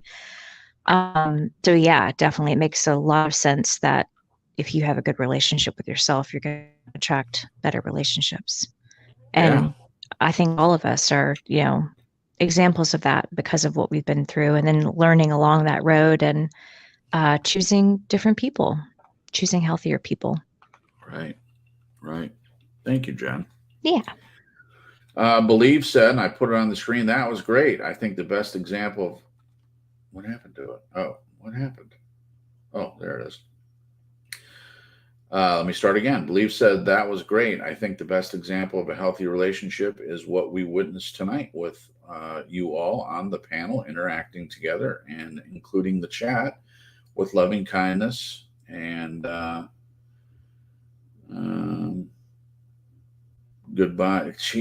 What is the GBY? God bless you. Oh, God bless you and good night. Okay, I know Jan. Okay, I forgot that. I know Janet tried to school me in that, but I forgot what it was. I kept thinking it was goodbye. Yeah, me too. I'm like, bye, Janet, bye. God bless you. She's like, wait, that's not what I said. That's not what I said. Right. And just want to say this real quick. We're going to close it down, guys. Thank you for your patience. Our friend Frank says, I'm a survivor of spiritual, religious, toxic relationship. And then I think he was listening to what we were saying. And Frank says, okay, then it is not good for me to start a relationship right now. I'm making assumptions here, but I'm assuming that, you know, you're saying maybe that you're thinking of yourself kind of in a poor light or low self-esteem, or you know, if I'm wrong, please tell me. But in my opinion, if you're coming out of an abusive relationship, it is really good to take some time and work on yourself. You know, take some time to heal, take some time to grow. I say that's not what Jen did, but she had every opportunity to do that, and she made the choice to be in a relationship with me. It's very different. I mean, if you were to come out of an abusive relationship and meet someone that was super healthy and that you loved and think they might be helpful for your journey, then by all means. I'm not saying there's never a good relationship to be in, but just in general, that's my advice about that. And Marisa says, Frank, please come to a NARC survivor video premiere. You will meet other awesome survivors. Come to Dr. Les Carter's video premiere. You could meet at #TeamHealthy. And I would definitely follow up with that, Frank. You aren't alone. I saw someone saying to you that you're not alone. You know, we're here to support you. You know, I hope you continue to come into the chat. And as I've said before, the four of us are more than willing to talk with you if you feel like that would be helpful. We do emails. That's a good way to communicate. If you want to send an email or ask questions or just share, we can do that. And we're even willing to do like a four-way, like talk over Messenger or something, if that would be helpful to you. But just don't think that you're alone. There's good support out there. There are good people out there that know what you've been through, even if they don't know every detail. There are people out there that care, and they're willing to help you. So you're not alone. Okay. And I was going to say real quick that I think you being a survivor of narcissism with your dad really was beneficial, because I think narcissistic abuse is really difficult for people to wrap their mind around that haven't been through it. Right. And it doesn't mean any discredit to people that haven't been through it, like they're not smart enough to get it or something. I don't mean that at Right. all. I just mean No. it's so insidious, and it's in almost everything that you experience each day. Yeah. And it's hard to explain.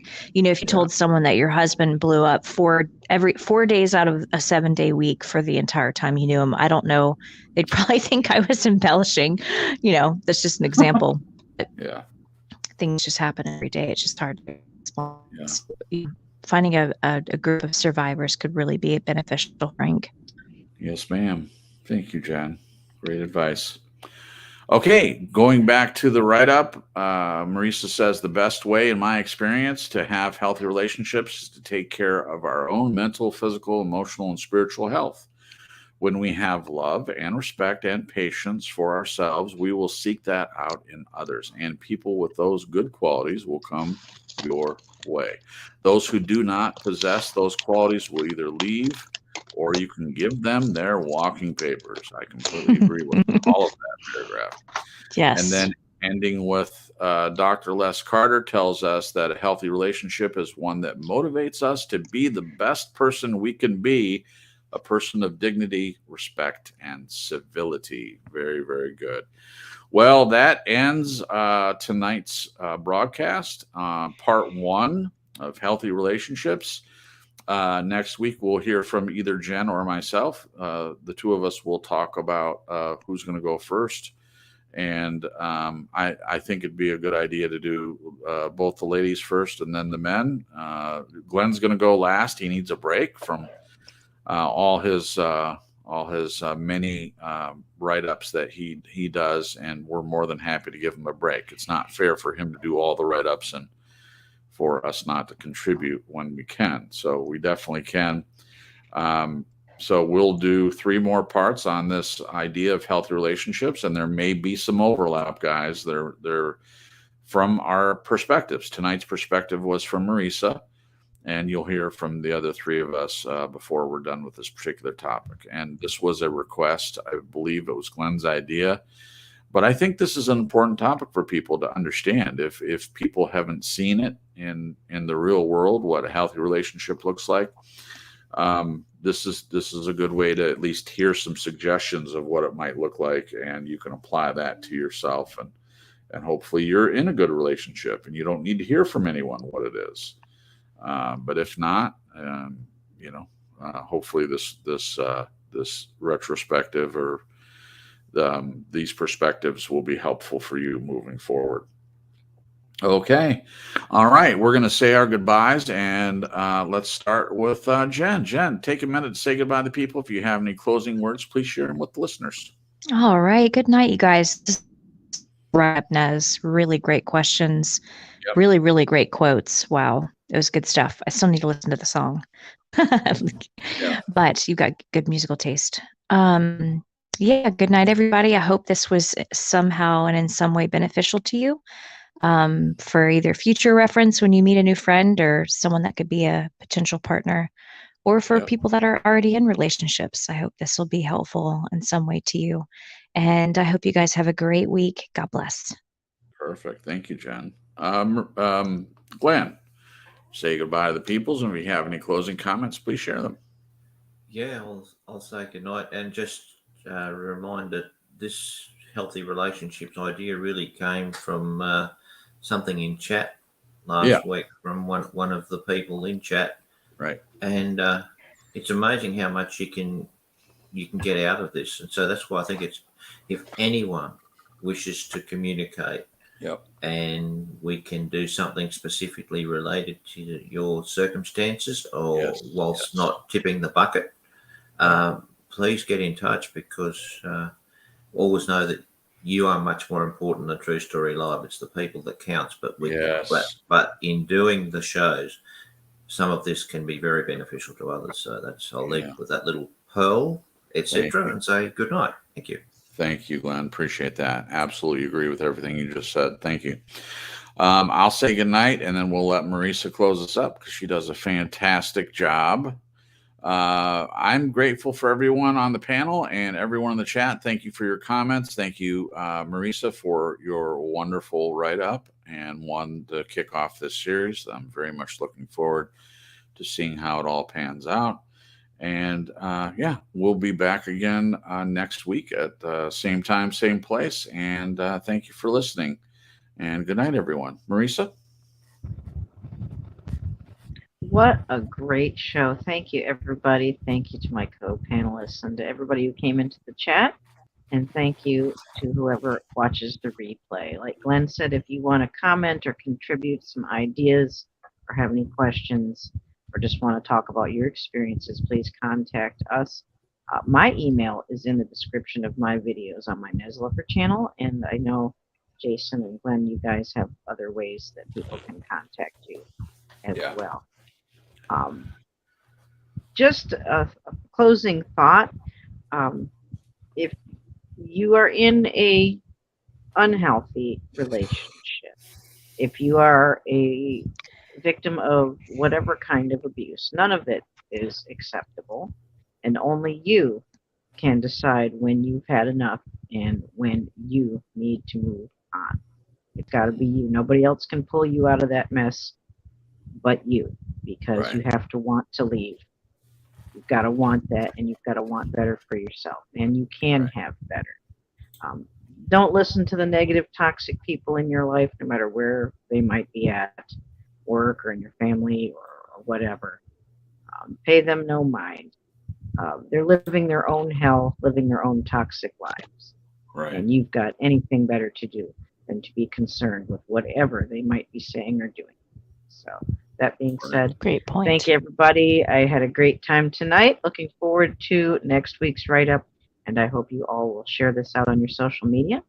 And I hope you'll check out the live stream that Jen did with me on my channel, Neslover. We had fun with our art together.